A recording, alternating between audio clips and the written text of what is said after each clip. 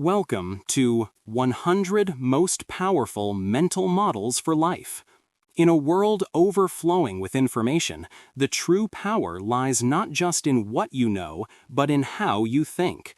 Mental models are like the ultimate tools for your mind, frameworks, concepts, and ideas that help you understand the world, make better decisions, and navigate life's complexities with greater clarity. They are the shortcuts, the lenses, the foundational principles that allow you to see beyond the surface and grasp the underlying mechanics of reality. We're about to embark on an incredible journey, exploring 100 of these invaluable mental models.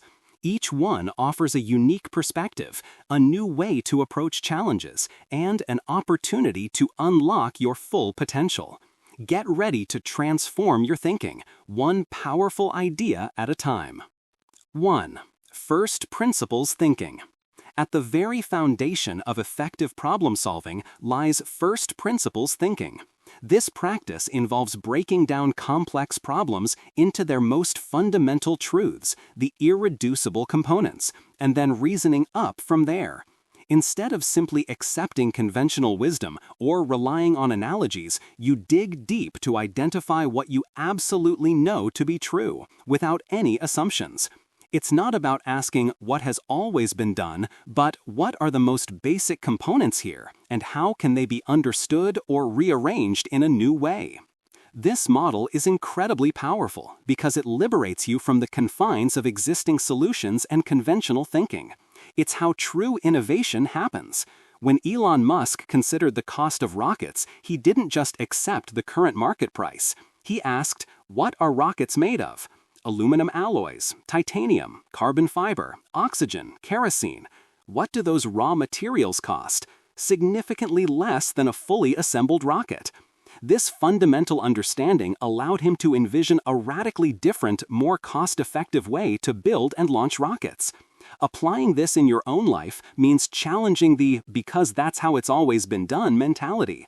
Whether tackling a career change, a personal challenge, or a complex project, ask yourself, what are the absolute, undeniable truths at the core of this situation? What are the fundamental components, and how can I reassemble them or understand them from scratch? This approach fosters deep understanding, creativity, and the ability to forge genuinely novel paths, ensuring your solutions are truly original. 2. Inversion. Complementing first principles thinking is the profound strategy of inversion. Instead of focusing solely on how to achieve a desired outcome, inversion asks, how can I avoid the worst possible outcome? Or, what would I do if I wanted to fail? This mental model, championed by thinkers like Charlie Munger, suggests many problems can be solved more effectively by looking at them backward. It's about turning a problem on its head and approaching it from the opposite direction. If you want to succeed, figure out what leads to failure and then avoid those things. The power of inversion lies in its ability to reveal hidden obstacles and potential catastrophic errors often overlooked when focusing only on the positive path. Our brains are often wired to seek success directly, ignoring ways things can go wrong. By inverting the problem, you proactively identify failure points, risks, and counterproductive behaviors. For instance, if your goal is to build a successful business, instead of just brainstorming success strategies, invert it. What would guarantee its failure? Poor customer service, running out of cash, ignoring market feedback. Once identified, design strategies to prevent them. In your personal life, if you want to improve a relationship, consider what actions would undoubtedly damage it, and consciously avoid them. If you want good health, think about behaviors leading to poor health, excessive sugar, lack of exercise, and eliminate them. Inversion acts as a powerful preventative measure, a mental checklist for avoiding disaster, and a pathway to identifying robust solutions by eliminating weak links first. It's a surprisingly effective route to success by first focusing on what not to do. 3. Opportunity cost. Every decision you make comes with an unseen price tag, the opportunity cost. This mental model highlights the value of the next best alternative that you forego when making a choice. It's not just monetary cost, but also the cost in terms of time, energy, attention, and potential benefits. When you choose to do one thing, you are inherently choosing not to do something else. The opportunity cost is the value of that something else you sacrificed. For example, if you spend an hour scrolling social media, the opportunity cost isn't just that hour. It's the value of what you could have done instead: exercising, learning, spending time with loved ones. Understanding opportunity cost is crucial because it forces you to think more critically about your choices and their true implications. It shifts your perspective from simply looking at the benefits of your chosen path to also considering the benefits you are missing out on. This awareness helps you allocate your finite resources, time, money, and energy more effectively. In business, investing in one project means foregoing potential returns of another. In life, pursuing one career path means not pursuing another. The challenge often lies in accurately assessing the value of the foregone alternative, which can be difficult because it's hypothetical. However, simply considering it prompts a more thorough evaluation of your options. Are you spending money on fleeting satisfaction when that same money could be invested in long-term value? Are you dedicating time to activities aligning with your deepest goals or letting valuable opportunities slip by? Recognizing opportunity cost empowers you to make more deliberate, informed decisions that align with your priorities, ensuring you're not just making a choice, but making the best choice among available alternatives. It's a constant reminder that every yes to one thing is a no to countless others. 4. Pareto Principle, 80-20 Rule. The Pareto Principle, often called the 80-20 Rule, observes that for many events, roughly 80% of the effects come from 20% of the causes. This isn't a strict mathematical law, but a powerful heuristic for understanding disproportionality. It suggests that a small percentage of inputs, efforts, or causes often lead to a disproportionately large percentage of outputs, results, or consequences. Think of it this way. 20% of your customers might generate 80% of your revenue. 20% of your tasks might consume 80% of your time. Or 20% of your efforts might produce 80% of your desired outcomes. Applying the Pareto Principle helps you identify and focus on the vital few rather than the trivial many. It encourages you to pinpoint the critical inputs or actions that yield the most significant results, and then prioritize your resources accordingly. Instead of spreading your efforts thinly across everything, you concentrate on the high-leverage activities. For example, in managing your time, identify the 20% of tasks contributing 80% to your most important goals, and dedicate the majority of your energy there. If you're decluttering, focus on the 20% of items creating 80% of the mess. In learning, identify the core 20% of concepts unlocking 80% of understanding in a subject. This model is a powerful tool for efficiency and effectiveness. It forces you to scrutinize where your efforts truly make an impact and to ruthlessly eliminate or delegate activities yielding minimal returns. By consciously seeking out the 20% in any situation, you can achieve dramatically better results with less wasted effort, optimizing your productivity and impact across all areas of your life. 5. Compounding. Compounding is often called the eighth wonder of the world, and for good reason. It's the process where an asset's earnings from either capital gains or interest are reinvested to generate additional earnings over time.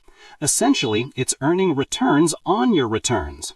While most famously applied to finance, where small, consistent investments grow exponentially over decades, the principle of compounding extends far beyond money, impacting nearly every aspect of life.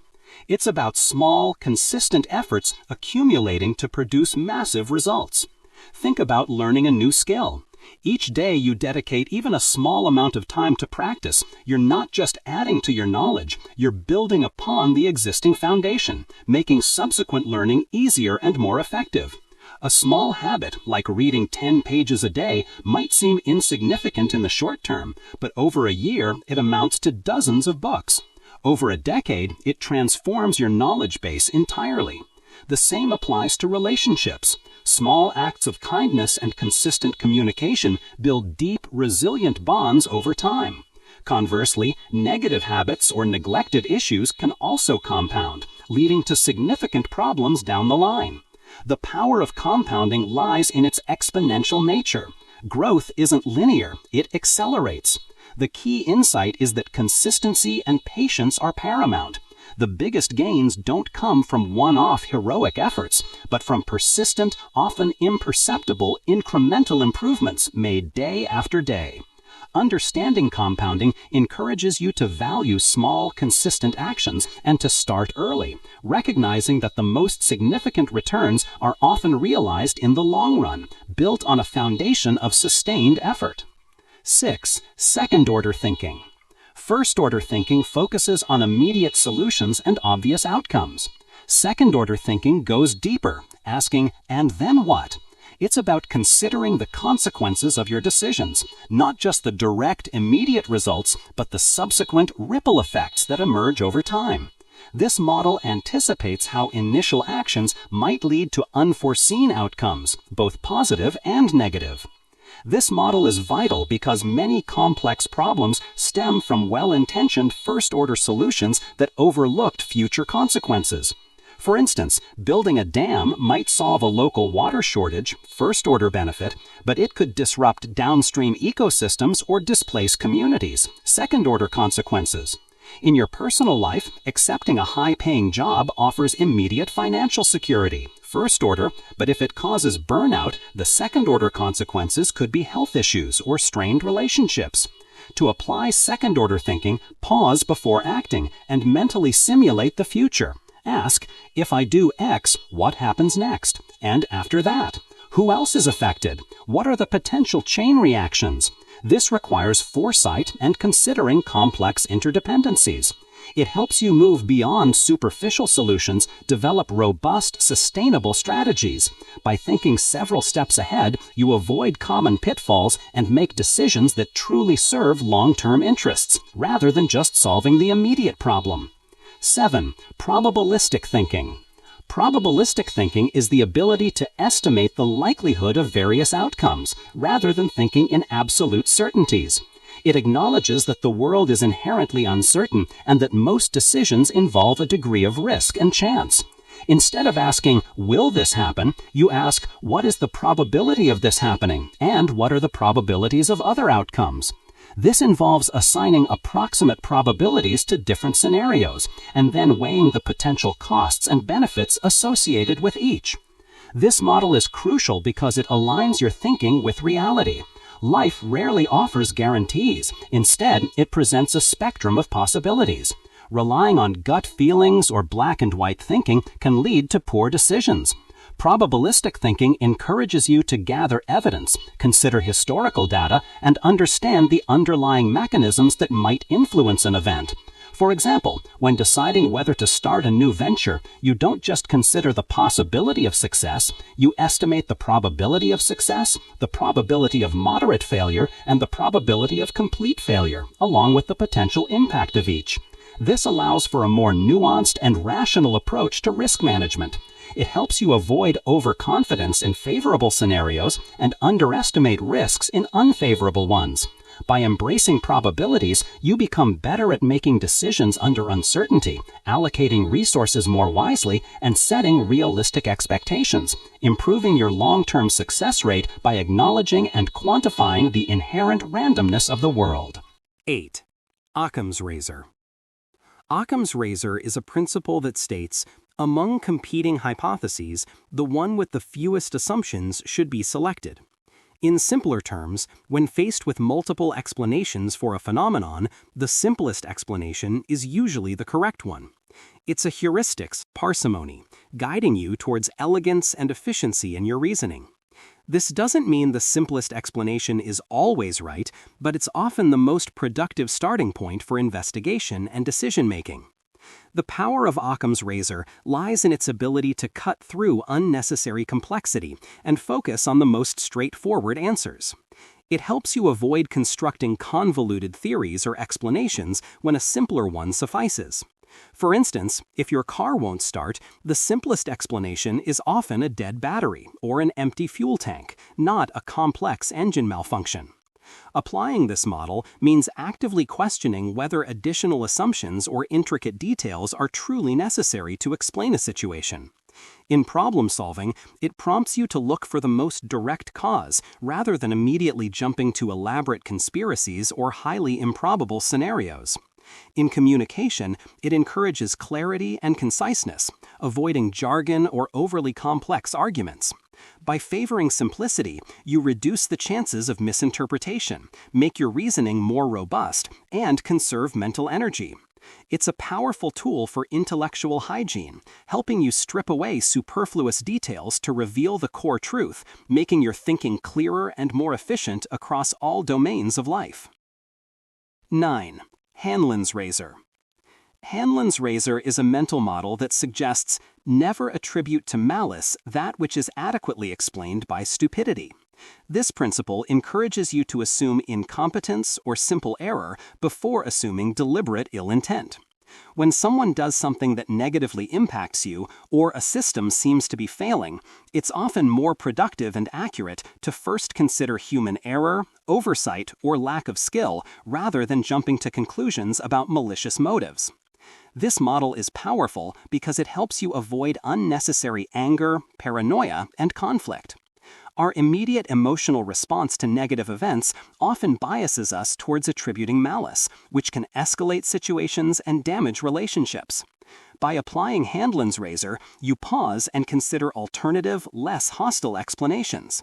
For example, if a colleague misses a deadline, instead of assuming they're trying to sabotage your project, consider they might be overwhelmed, misunderstood the instructions, or faced unexpected personal challenges.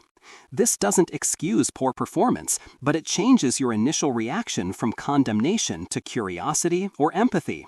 It allows for more constructive engagement, opening the door for communication, clarification, and problem solving rather than accusation. Furthermore, it saves you mental energy by preventing you from constructing elaborate narratives of intentional wrongdoing. By defaulting to an assumption of benign error, you foster a more forgiving and understanding environment, both in your personal interactions and your broader view of the world, leading to more rational responses and better outcomes. 11. Confirmation bias check. Confirmation bias is the pervasive human tendency to search for, interpret, favor, and recall information in a way that confirms one's pre-existing beliefs or hypotheses. We naturally gravitate towards information that validates what we already think, and we tend to ignore or downplay evidence that contradicts our views. This isn't a deliberate act of dishonesty, but a deeply ingrained cognitive shortcut. A confirmation bias check involves actively seeking out disconfirming evidence and challenging your own assumptions. It means deliberately exposing yourself to viewpoints that oppose your own and giving them a fair hearing. This model is critically important because unchecked confirmation bias can lead to rigid thinking, poor decision-making, and an inability to learn from mistakes. If you only consume news that aligns with your political views, you'll become more entrenched and less informed. If you only seek feedback from people who agree with you, you'll miss crucial blind spots. To apply this, consciously ask, what evidence would prove my current belief wrong? What are the strongest arguments against my position? Who holds a different perspective, and what is their reasoning? Engage with diverse sources of information, actively listen to opposing viewpoints, and be willing to genuinely reconsider your conclusions.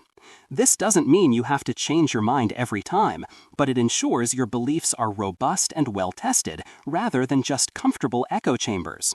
Regularly performing a confirmation bias check fosters intellectual humility, promotes critical thinking, and leads to more balanced, accurate understandings of the world, ultimately enhancing the quality of your decisions and personal growth. 11. Sensitivity to base rates. Sensitivity to base rates is the understanding that statistical probabilities, or base rates, are crucial background information that should always be considered when evaluating specific cases or new information. Our minds often jump to conclusions based on vivid anecdotes or specific details, neglecting the broader statistical context. For example, if you hear about a rare disease with certain symptoms, you might immediately worry you have it if you experience those symptoms. However, if the disease affects only 1 in 100,000 people, the base rate tells you it's highly unlikely. This model is powerful because it guards against illogical conclusions drawn from insufficient or misleading specific evidence. It helps you resist the allure of the narrative fallacy, our tendency to prefer compelling stories over cold, hard statistics. Ignoring base rates can lead to significant errors in judgment, from misdiagnoses to poor investment decisions. To apply this, always ask, what is the general prevalence or likelihood of this phenomenon? What is the background probability before I consider any specific details? For instance, when evaluating a startup pitch, don't just get swept away by the founder's charisma. Consider the base rate of startup success in that industry. When meeting someone new, temper your initial impressions with the understanding of general human behavior.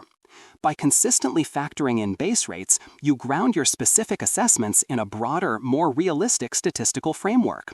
This allows for more accurate predictions, better risk assessment, and a more rational approach to understanding individual events within their larger context, preventing you from being swayed by outliers or emotionally charged but statistically improbable scenarios. 12. Circle of competence. The circle of competence is a concept that emphasizes knowing precisely what you know and, more importantly, what you don't know. It's about defining the boundaries of your expertise and operating strictly within those limits. Warren Buffett and Charlie Munger popularized this idea, suggesting that success often comes from identifying your areas of genuine knowledge and staying within that defined circle, rather than venturing into unfamiliar territory where your judgment is likely to be flawed. This model is powerful because it promotes intellectual humility and prevents overconfidence, a common source of error. Many mistakes arise from people making decisions outside their area of genuine understanding, mistaking superficial knowledge for deep expertise. When you operate within your circle, you can make informed, high-probability decisions because you understand the nuances, risks, and underlying principles. When you step outside it, you're essentially guessing. To apply this, you must first honestly assess your strengths, experiences, and areas of genuine expertise. This isn't about limiting your learning, but about making conscious decisions about where to apply your judgment. If a problem falls outside your circle, the correct action isn't to guess, but to either expand your circle by learning or to seek advice from someone whose circle of competence encompasses that area. Knowing your limits helps you avoid costly mistakes, allocate your mental energy more efficiently, and build a reputation for reliable judgment. By respecting your own boundaries and those of others, you cultivate a more realistic and effective approach to decision-making and problem-solving in all aspects of life. 13. Skin in the game. Skin in the game, as articulated by Nassim Nicholas Taleb, refers to having a personal stake in the outcome of a decision or action.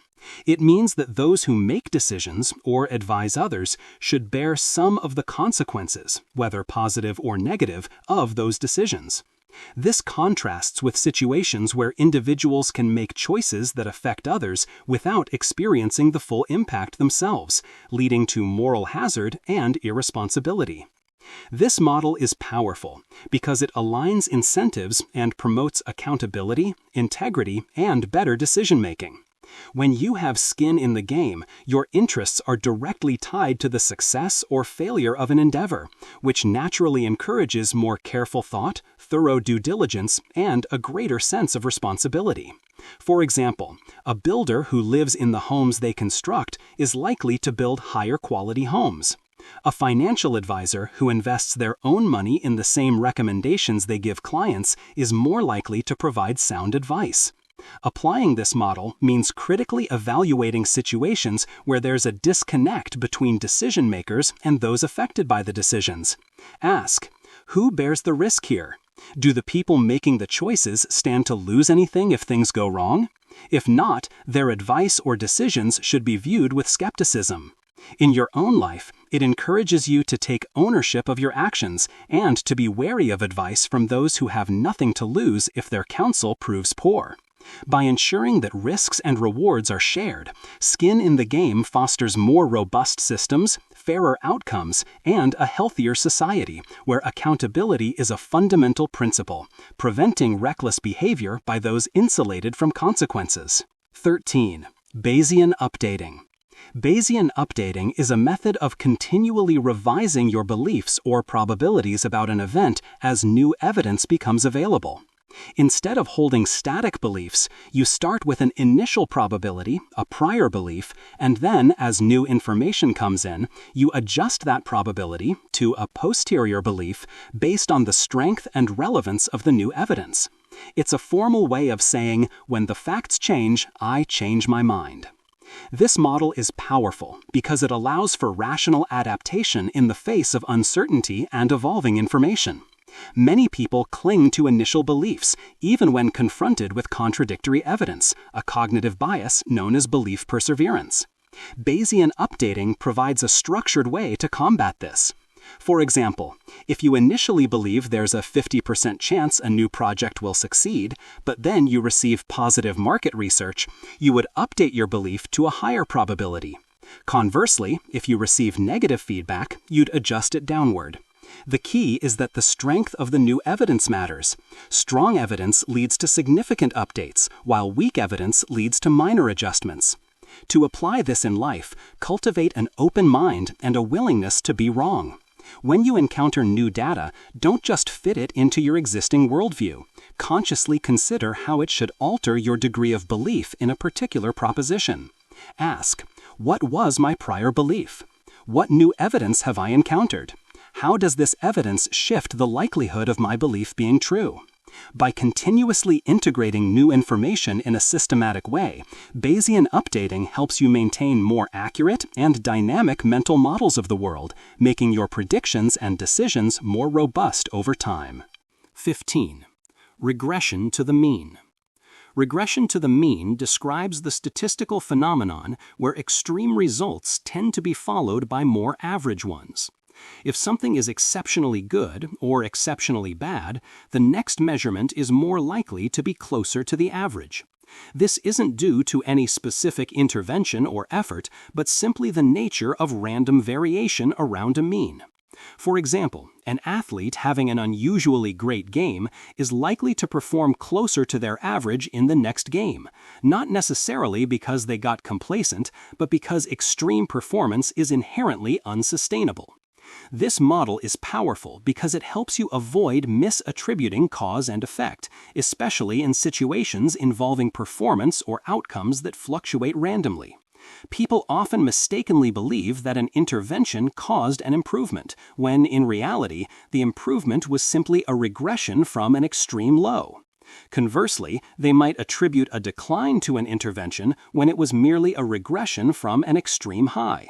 For instance, a manager might praise an employee after a bad performance, see improvement, and conclude that praise works.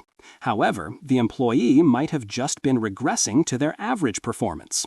To apply this, be wary of drawing strong causal links after extreme events.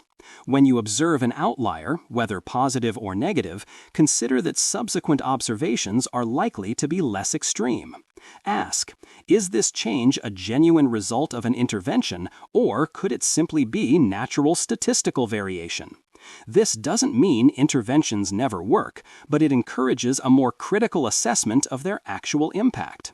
Understanding regression to the mean helps you make more accurate judgments about cause and effect, avoid superstitious beliefs, and develop more realistic expectations about outcomes in fields ranging from sports to business to personal habits, recognizing the natural ebb and flow of performance. 16. Survivorship bias awareness. Survivorship bias is the logical error of concentrating on the people or things that survived some process, overlooking those that did not, due to their lack of visibility. This can lead to false conclusions because the failures are excluded from the analysis. The classic example comes from World War II, where statisticians studied planes returning from missions to determine where to add armor.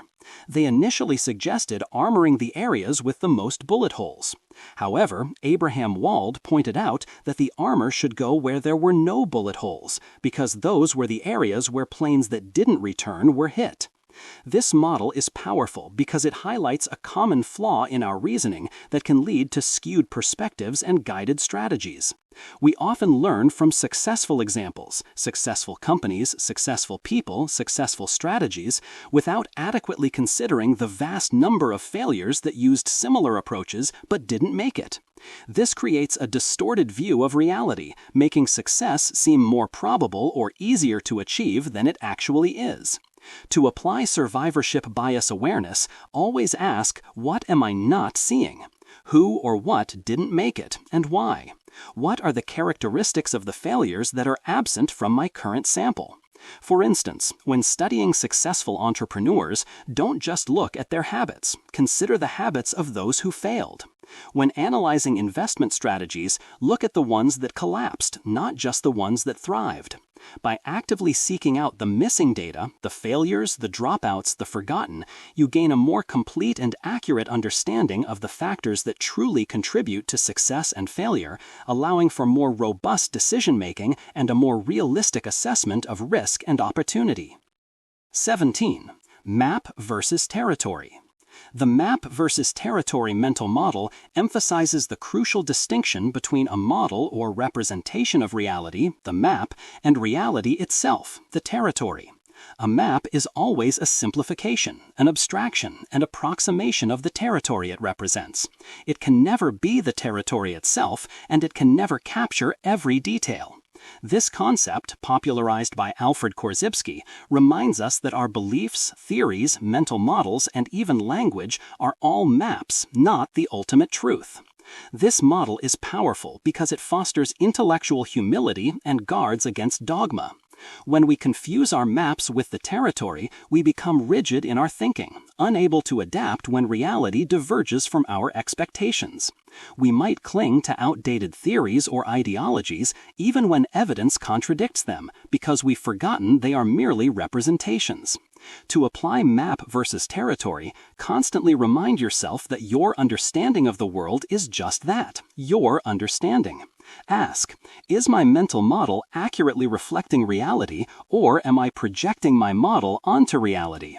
Am I allowing new information to update my map, or am I trying to force the territory to fit my outdated map?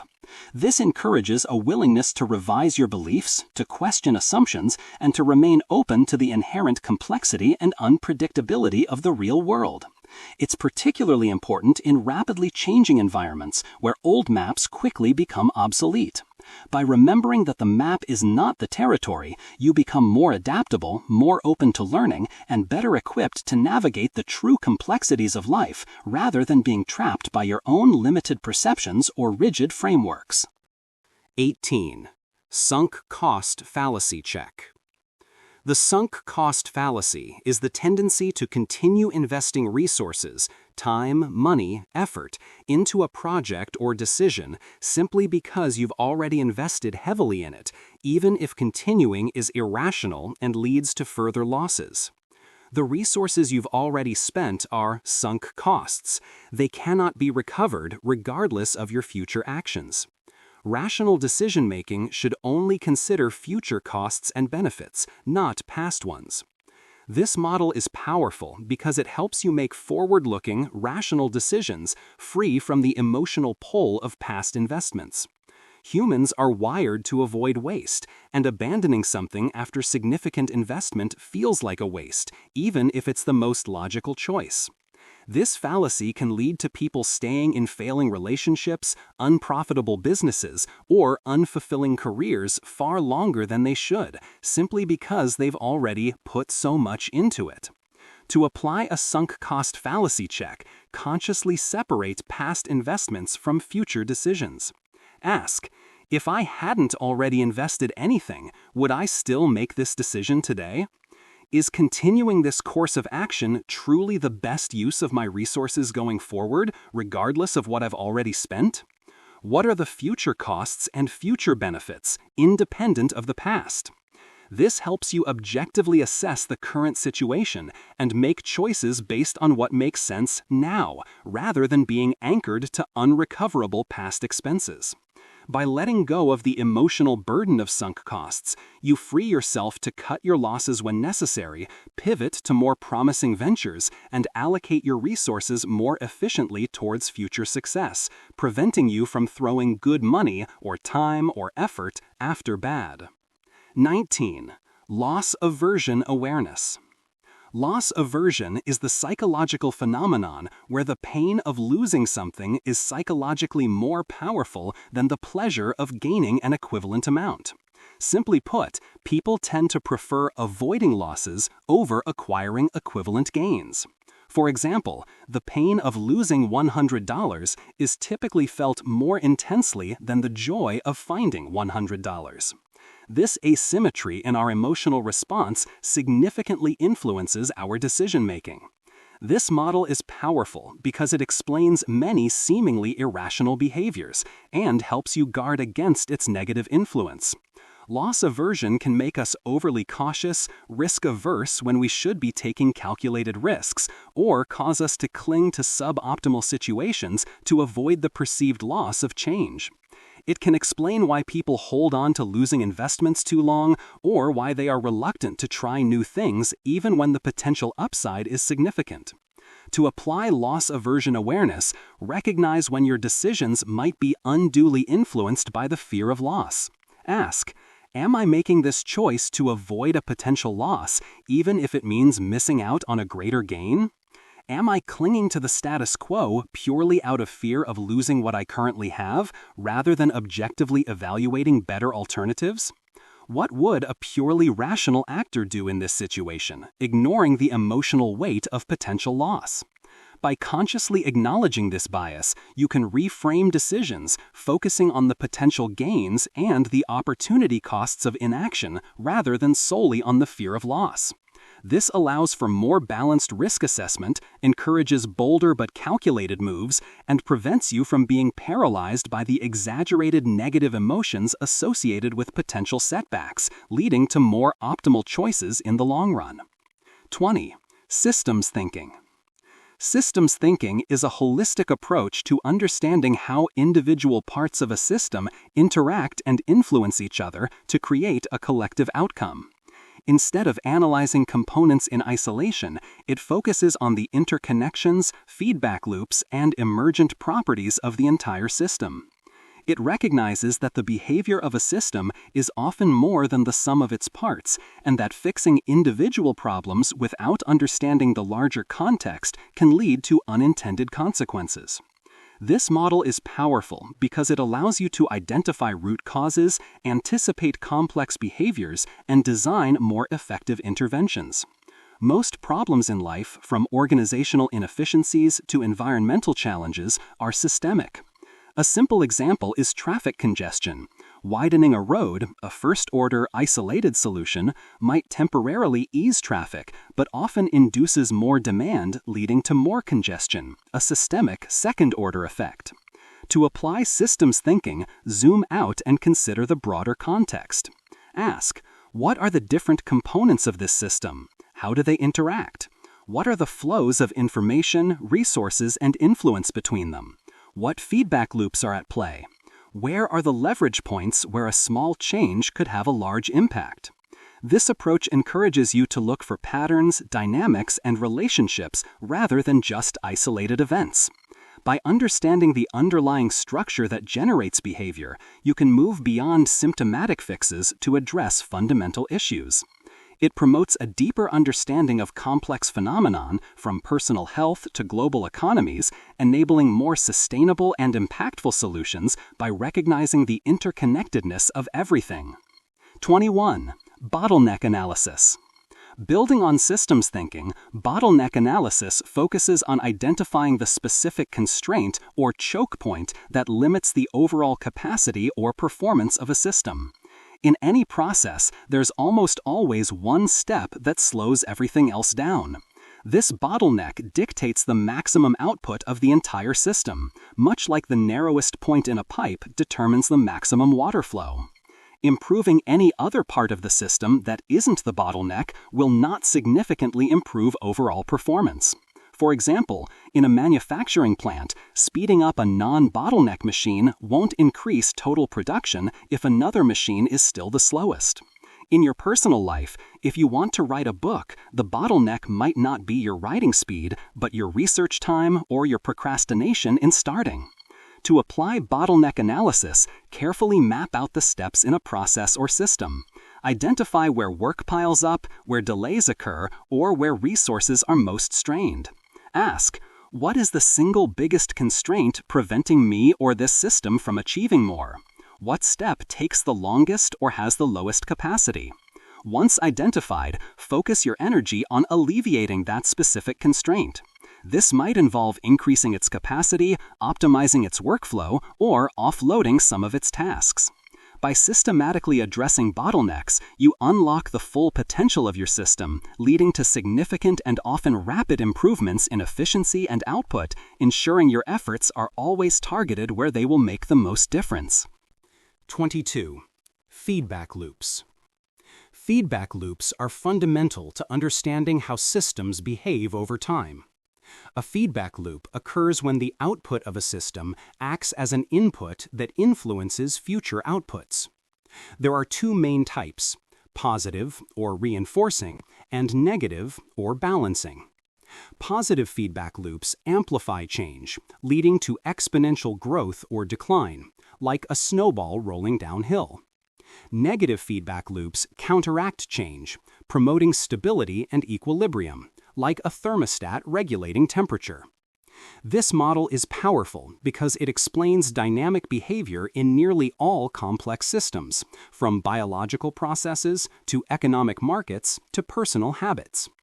Understanding feedback loops allows you to predict how systems will evolve and how interventions might affect them. For example, in a positive feedback loop, early success in a project can build momentum, attracting more resources and enthusiasm, leading to further success. Conversely, small failures can compound into larger ones.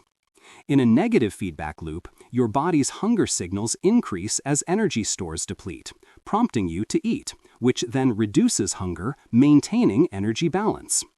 To apply this, identify the loops in any system you're analyzing. Ask, what are the outputs influencing future inputs? Is this amplifying or dampening the initial change? How might I create positive feedback loops for desired outcomes, e.g., celebrating small wins to build motivation? Or introduce negative feedback loops to stabilize unwanted behaviors, e.g., setting clear boundaries to prevent overcommitment. By consciously designing or influencing feedback loops, you can steer systems towards desired states, foster growth, maintain stability, and avoid unintended consequences, gaining a profound understanding of how things change and adapt over time. 23. Signal versus noise.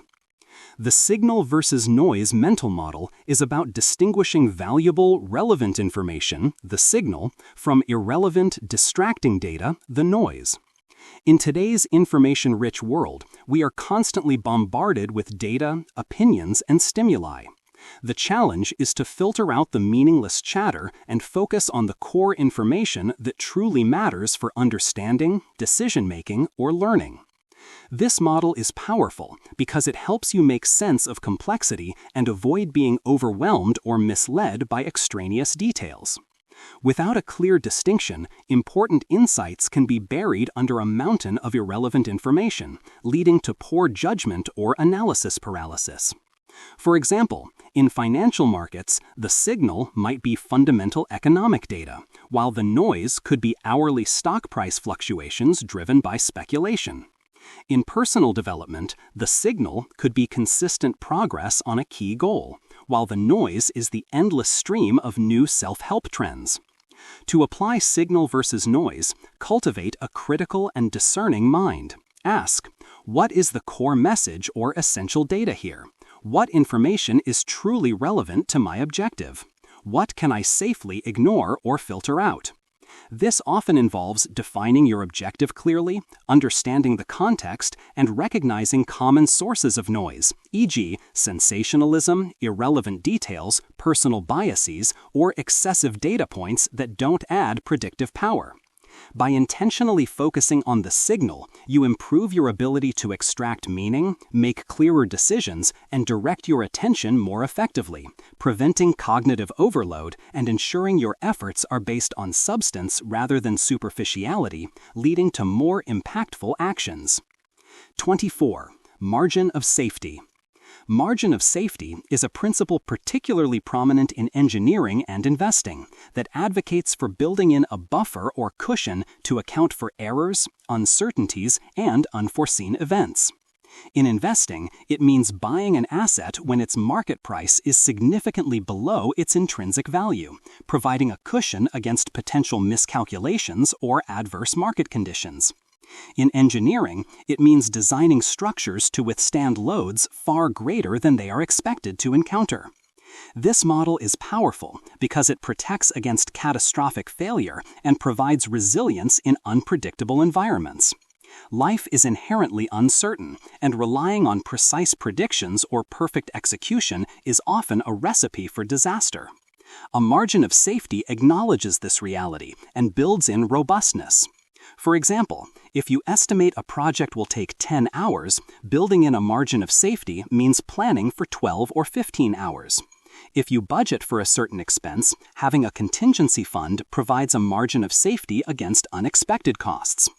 To apply this, always consider potential downsides and build in extra capacity or resources. Ask, what could go wrong here? How much buffer do I have if my assumptions are incorrect, or if external circumstances change unexpectedly? How can I create redundancy or slacken my plans? This doesn't mean being overly pessimistic, but rather being realistic about the inherent unpredictability of complex systems. By consciously incorporating a margin of safety, you reduce your vulnerability to adverse events, increase your chances of success, and gain peace of mind, ensuring that minor setbacks don't derail your entire endeavor, and providing a robust foundation for all your plans. 25. Redundancy. Closely related to margin of safety, redundancy involves duplicating critical components or functions within a system so that if one fails, a backup can take over. It's about having multiple pathways or resources to achieve the same essential outcome, ensuring continued operation, even in the face of partial failure. Think of a plane with multiple engines or a computer network with backup servers. This model is powerful because it significantly increases the reliability and resilience of systems, protecting against single points of failure. In complex and critical systems, the cost of failure can be immense, making redundancy a vital investment. While it might seem inefficient to have duplicate resources, the security it provides often outweighs the extra cost. For example, in personal finance, having multiple income streams or a diverse investment portfolio creates redundancy against the failure of any single source. In terms of information, backing up your digital files to multiple locations provides redundancy. To apply this, identify the critical components in your life or projects. Ask, what are the essential elements without which everything collapses? How can I create backup options or alternative pathways for these critical elements?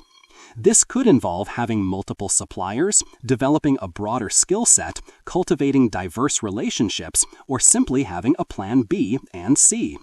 By strategically building redundancy, you reduce your vulnerability to unexpected disruptions, increase your capacity to absorb shocks, and continuation, providing a robust safety net that allows you to navigate the inevitable failures and uncertainties of life with greater confidence and stability. 26. Leverage.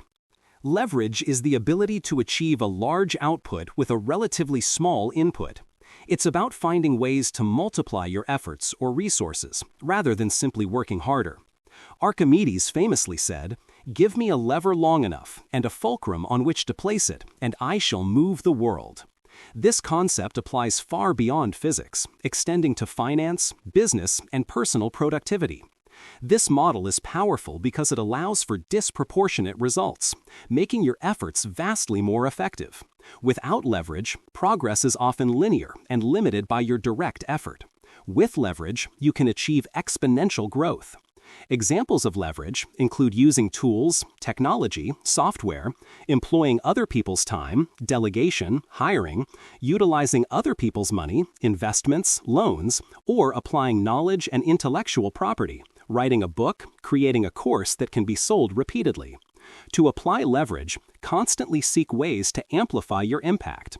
Ask, how can I achieve more with less effort? What tools or systems can I use to multiply my output? Can I delegate tasks? Can I create something once that can be used or sold many times? For instance, automating a repetitive task or learning a high-impact skill are forms of leverage. Building a strong network allows you to leverage other people's expertise and connections. By consciously identifying and utilizing different forms of leverage, you can dramatically increase your productivity, scale your impact, and achieve ambitious goals that would be impossible through brute force alone, transforming your ability to create value and influence outcomes. 27. Trade-off thinking. Trade-off thinking acknowledges that in a world of finite resources and competing objectives, every choice involves giving up something else. There are very few win-win situations without any cost. When you optimize for one thing, you often de-optimize for another. This model forces you to explicitly consider what you are gaining and what you are sacrificing with each decision, rather than pretending you can have it all. This model is powerful because it leads to more realistic expectations and more deliberate, informed decision-making. Ignoring trade-offs can lead to frustration, regret, and suboptimal outcomes as you chase impossible ideals. For instance, if you want to achieve peak physical fitness, you might have to trade off significant time and social activities. If a business wants to offer the lowest price, it might have to trade off product quality or customer service. To apply trade-off thinking, for every decision, consciously identify the primary objective and then list the potential sacrifices or compromises. Ask, what am I gaining here and what am I giving up? What are the inherent tensions between my goals? Which value is more important in this specific context? This encourages you to prioritize clearly and understand the full implications of your choices. It moves you away from wishful thinking towards a pragmatic understanding of constraints. By embracing trade-offs, you become better at making tough decisions, aligning your actions with your true priorities, and accepting the inherent compromises of life, leading to greater clarity and less internal conflict in your pursuits. 28. Expected value. Expected value is a decision-making model used to quantify the average outcome of a decision when faced with uncertainty. It's calculated by multiplying the value of each possible outcome by its probability and then summing those values. For instance, if you have a 50% chance of winning $100 and a 50% chance of losing $40, the expected value is 0.5 times 100 plus 0.5 times negative 40 equals $50 minus $20 equals $30. This model is powerful because it provides a rational framework for making choices under uncertainty, guiding you towards decisions that are most likely to yield the best long-term results, even if individual outcomes are unpredictable. Our intuition can often be swayed by the magnitude of potential gains or losses, leading to choices that are statistically disadvantageous. Expected value helps you move past emotional biases to make objectively sound choices. To apply this, first identify all possible outcomes of a decision. Next, estimate the probability of each outcome occurring. Finally, assign a value, positive or negative, to each outcome. Then calculate the sum. Ask, what are the potential upsides and downsides, and how likely is each? Is the expected value positive or negative? This doesn't guarantee a positive outcome every single time, as luck still plays a role in individual events. However, over many decisions, consistently choosing the option with the highest expected value will lead to superior results. It's a critical tool for rational risk assessment, investment decisions, and strategic planning, allowing you to systematically evaluate choices and optimize for long-term success by weighing probabilities and consequences methodically. 29. Mental energy budgeting. Mental energy budgeting is the recognition that your cognitive resources, focus, willpower, decision-making capacity, are finite and deplete throughout the day, much like a limited budget. Every decision, every act of self-control, every intense period of concentration draws from this limited pool. Just as you budget your money, you must budget your mental energy to ensure you allocate it to your most important tasks and avoid unnecessary depletion. This model is powerful because it helps you optimize your productivity and prevent burnout. Ignoring your mental energy budget leads to procrastination, poor decision-making later in the day, and feeling constantly overwhelmed.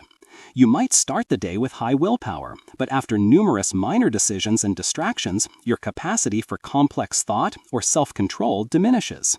To apply this, identify your peak mental energy times. Prioritize your most demanding and important tasks for these periods. Delegate or eliminate tasks that drain mental energy unnecessarily. Ask, what tasks require the most focus and willpower?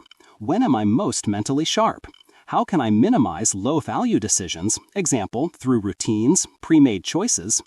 This might involve planning your meals in advance, setting out your clothes the night before, or creating structured routines to reduce decision fatigue. By consciously managing your mental energy, you ensure your most valuable cognitive resources are directed towards your highest priorities, improving the quality of your work, reducing stress, and sustaining your focus throughout the day, allowing you to achieve more with greater mental clarity. 30. Parkinson's Law. Parkinson's Law states that work expands to fill the time available for its completion. This means if you allocate a week to a task that could realistically be done in 2 days, it will likely take the full week. Similarly, if you have ample resources, you'll tend to use them all, even if less would suffice. It's a psychological phenomenon where deadlines and resource availability directly influence the effort and time expended, often leading to inefficiency. This model is powerful because it highlights a pervasive tendency towards inefficiency and encourages more disciplined time and resource management.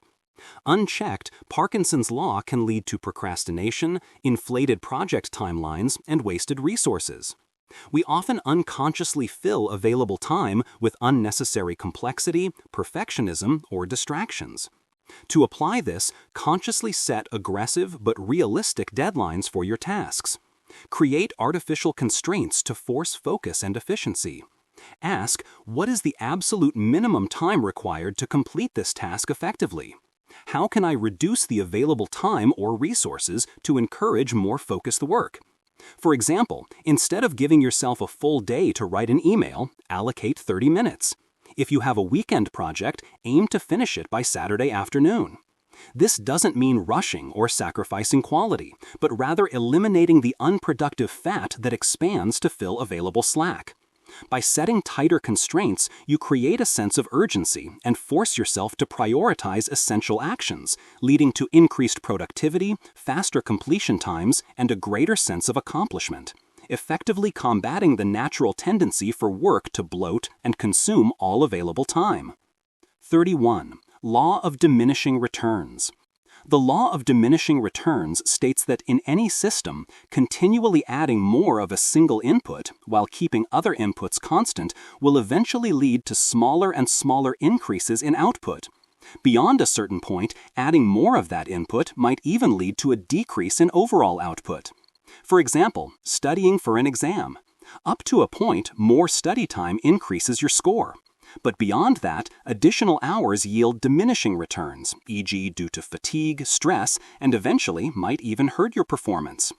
This model is powerful because it helps you identify the optimal allocation of resources and avoid overinvesting in activities that no longer provide proportional benefits. Ignoring this law can lead to wasted effort, burnout, and frustration as you continue to push harder without seeing commensurate results. It applies to almost everything, adding more employees to a team, more features to a product, more fertilizer to a crop, or more hours to a workout. To apply this, constantly evaluate the marginal gain from your efforts. Ask, am I still getting a significant return on my investment of time, money, or energy in this area? Have I reached a point where additional effort is yielding diminishing returns? Where is the sweet spot where I get the most output from my input? This encourages you to seek balance and diversify your efforts, rather than relentlessly pushing one lever. For instance, instead of working 16 hours a day for minimal extra output, you might reallocate that time to rest, learning a new skill, or nurturing relationships, which could yield greater overall returns. Understanding the law of diminishing returns helps you optimize your efforts, prevent burnout, and find the most efficient path to your goals, recognizing that more isn't always better. 32. Calibration. Calibration refers to the process of adjusting or refining your internal mental models, predictions, and estimations to align more closely with reality. It's about becoming more accurate in your judgments and understanding the degree of confidence you should have in your own beliefs. Just as a measuring instrument needs to be calibrated to give accurate readings, your mind needs regular calibration to improve its predictive power. This model is powerful because it directly improves the quality of your decision-making and your understanding of the world. Uncalibrated beliefs lead to overconfidence or underconfidence, both of which can be detrimental. Overconfidence leads to taking undue risks, while underconfidence can lead to missed opportunities. To apply calibration, actively make predictions about future events or the outcomes of your actions, and then consciously compare those predictions with the actual results. Keep a journal of your predictions and their outcomes. Ask, how accurate was my prediction? Was I too confident or not confident enough? What specific factors did I miss or misjudge? For example, if you predict a project will take 2 weeks and it consistently takes 3, you need to calibrate your time estimation. If you're 90% confident in a belief, how often does that belief turn out to be true? The goal is for your stated confidence levels to match your actual accuracy. By engaging in this iterative process of prediction, observation, and adjustment, you refine your intuition, identify your biases, and develop a more realistic sense of your own knowledge and predictive abilities, leading to more reliable judgments and a more accurate internal map of the world. 33. Barbell strategy. The barbell strategy, popularized by Nassim Nicholas Taleb, involves taking extreme positions, with a large percentage of your resources allocated to highly safe, low-risk ventures and a small percentage allocated to highly speculative, high-risk ventures. The middle ground, which offers moderate risk and moderate reward, is largely avoided. Think of a barbell with heavy weights on each end and a thin bar in the middle. This model is powerful because it provides a robust approach to managing uncertainty and achieving anti-fragility. By allocating most resources to safety, you protect against ruin. By allocating a small portion to high-risk, high-reward ventures, you expose yourself to massive upside with limited downside. The idea is to capture positive black swans, rare, unpredictable, high-impact events, while being protected from negative ones. For example, in personal finance, this might mean having 80 to 90% of your savings in ultra-safe investments, e.g. cash, bonds, and 10 to 20% in highly speculative assets, e.g. venture capital, cryptocurrencies. In your career, it could mean having a stable, secure main job while pursuing a passion project or startup idea on the side. To apply this, identify areas where you can implement extreme safety and extreme opportunity. Ask, what are the absolute safest options I can pursue? What are the high-risk, high-reward opportunities that could yield exponential returns with limited downside exposure? How can I combine these two extremes to create a resilient and opportunity-rich strategy while avoiding the precarious middle? The barbell strategy allows you to benefit from unpredictability while minimizing your vulnerability, creating a robust framework for navigating an uncertain world. 34. Anti-fragility. Anti-fragility, also coined by Nassim Nicholas Taleb, is a property of systems that don't just resist shocks, robustness, or recover from them, resilience, but actually improve or get stronger when exposed to volatility, stress, disorder, and uncertainty. Fragile things break under stress. Robust things withstand stress. Anti-fragile things benefit from stress. Think of bones that get stronger under strain, or a small business that innovates and thrives after a market downturn. This model is powerful because it offers a paradigm for thriving in an unpredictable world rather than merely surviving. Most people strive for stability and predictability, But anti-fragility suggests that exposure to certain stressors in the right doses is beneficial for growth and adaptation. To apply anti-fragility, actively seek out ways to expose yourself and your systems to beneficial stressors while limiting exposure to catastrophic risks. Ask, what aspects of my life, work, or systems can become stronger or better when exposed to moderate challenges or errors? How can I design things to benefit from variability rather than being harmed by it? This might involve embracing controlled experimentation, learning from mistakes, diversifying your skills, or building redundancy into your plans. For example, regularly trying new things and stepping outside your comfort zone can make you more anti-fragile mentally and emotionally. Building a business that can pivot quickly and learn from market feedback is anti-fragile.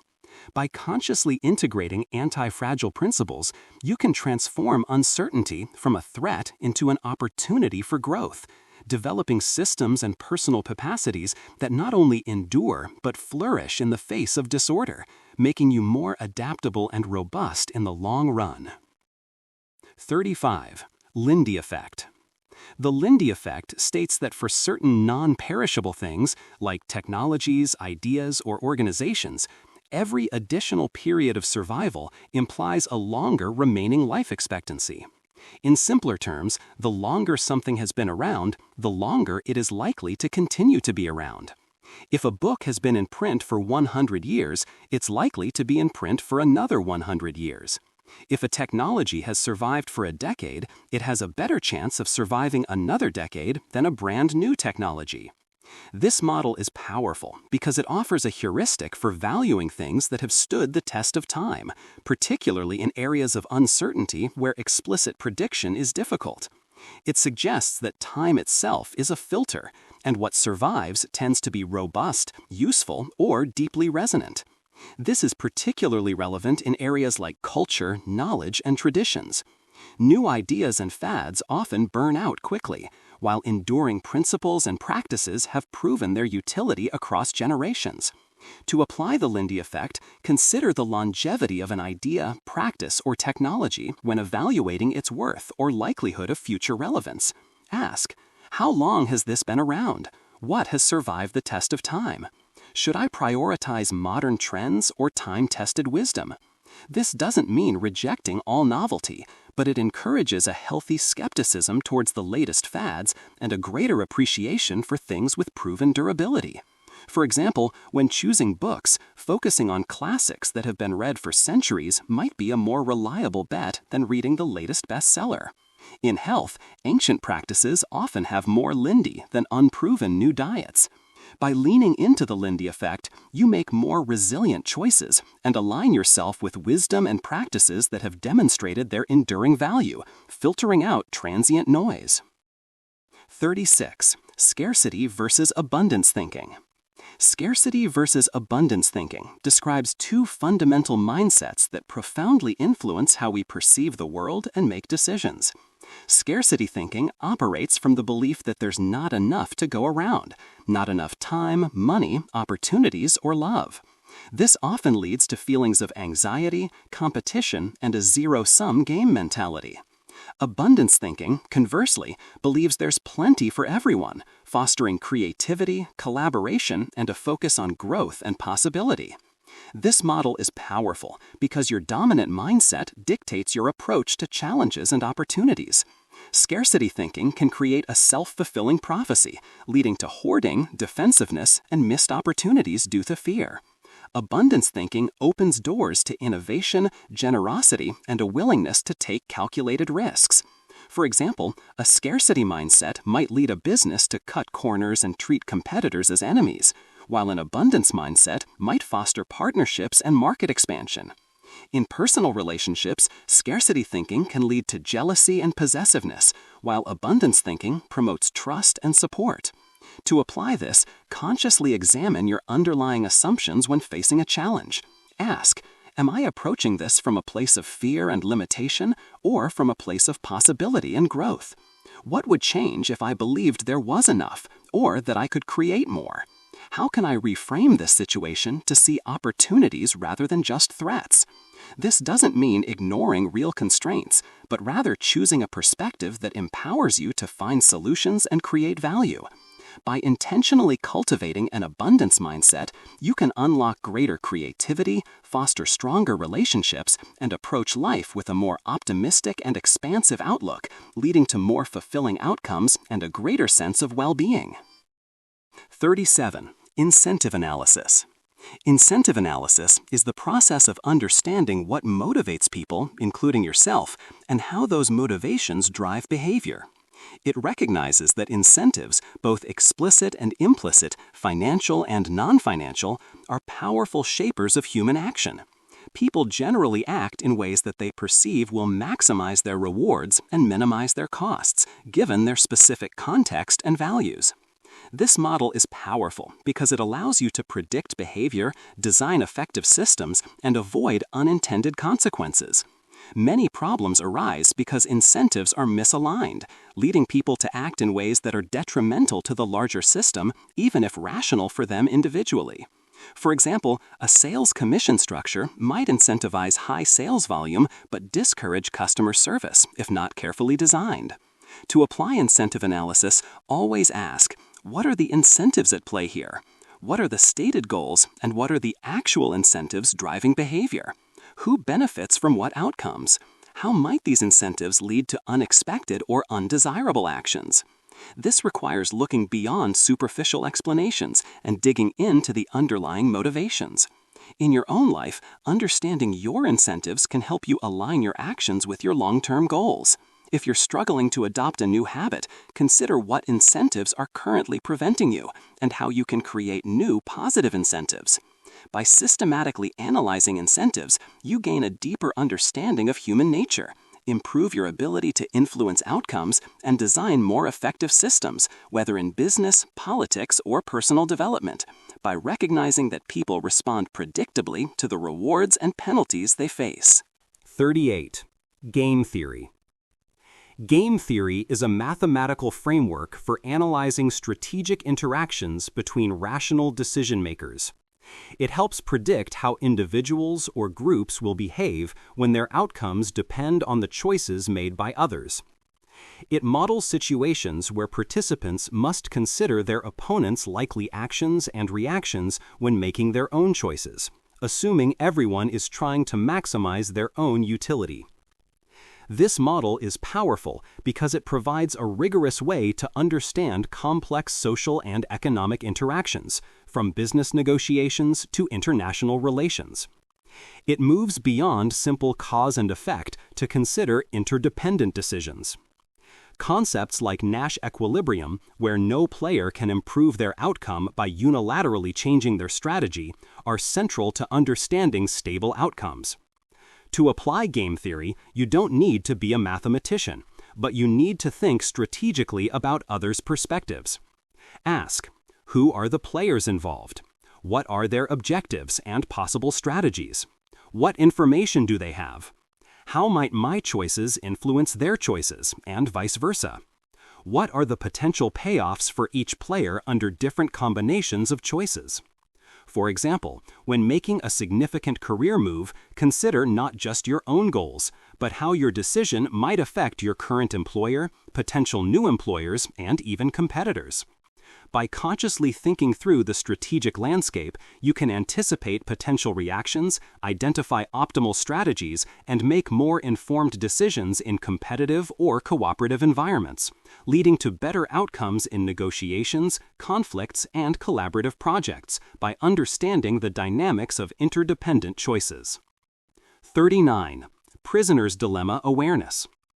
The prisoner's dilemma is a classic concept from game theory that illustrates why two rational individuals might not cooperate even if it appears to be in their best interest to do so.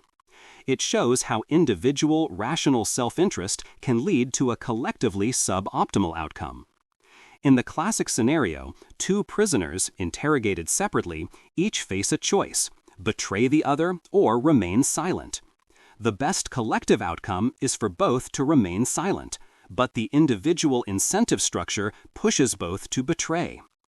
This model is powerful because it reveals fundamental tensions between individual and collective rationality, explaining many real-world challenges in cooperation.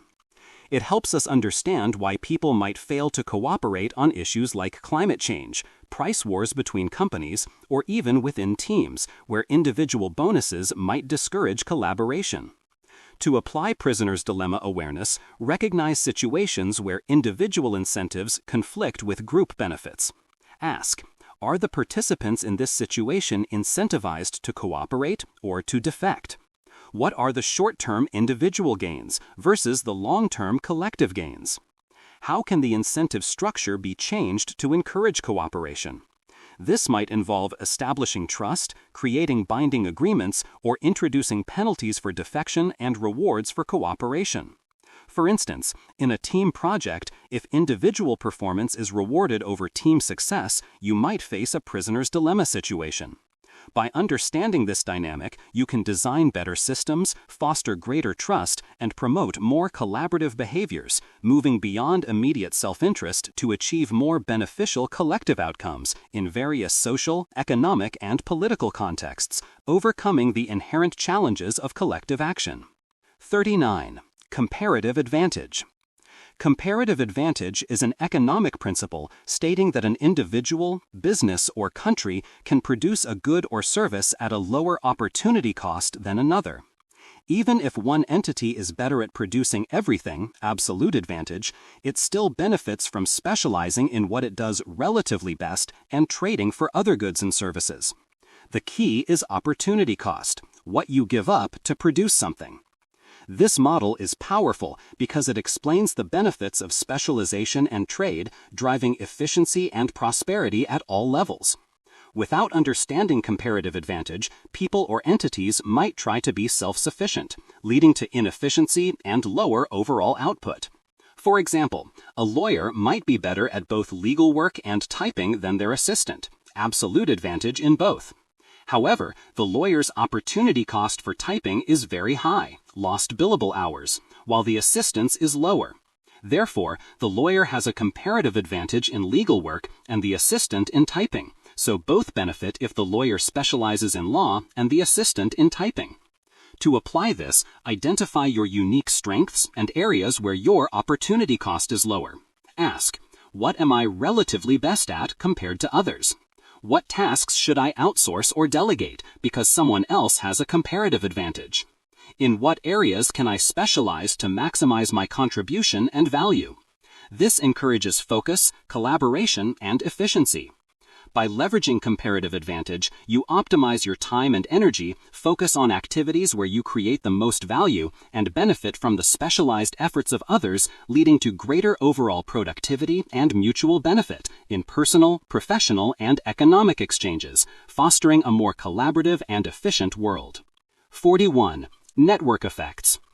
Network effects occur when the value of a product or service increases for each user as more people use it. The classic examples are social media platforms, telephones, or operating systems. A single phone is useless. Its value grows exponentially with each additional person who owns a phone. The more people on a platform, the more connections, content, and utility it offers, making it more attractive to new users. This model is powerful because it explains the rapid growth and dominance of certain technologies and companies, and it highlights the importance of early adoption and critical mass. Businesses with strong network effects often become monopolies or oligopolies because it's incredibly difficult for new entrants to compete once a network reaches a certain size. To apply this, consider where network effects are at play in your industry, career, or personal development. Ask, where does the value of something increase with the number of users? How can I leverage existing networks or contribute to building new ones? How can I identify and participate in networks that are experiencing positive feedback loops of growth? For instance, choosing a widely adopted software platform might be more beneficial than a niche one, even if the niche one has slightly better features, because of the network of users, support, and integrations. Building your professional network also exhibits network effects, as each new connection potentially opens up more opportunities. By understanding network effects, you can make smarter strategic choices about where to invest your time and resources, identifying opportunities for exponential growth, and avoiding situations where you're on a declining network, maximizing your impact and connectivity. Local versus global optimization. Local versus global optimization is a distinction that highlights the difference between improving a specific part of a system, local, versus improving the performance of the entire system, global. Often, optimizing a single component in isolation can actually be detrimental to the overall system, or at least fail to achieve the best possible overall outcome. A locally optimal solution isn't necessarily globally optimal. This model is powerful because it prevents sub-optimization and encourages a holistic, systems-level perspective.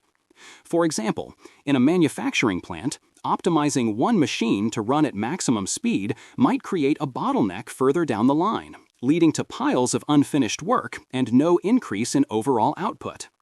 The machine is locally optimized, but the system is not globally optimized.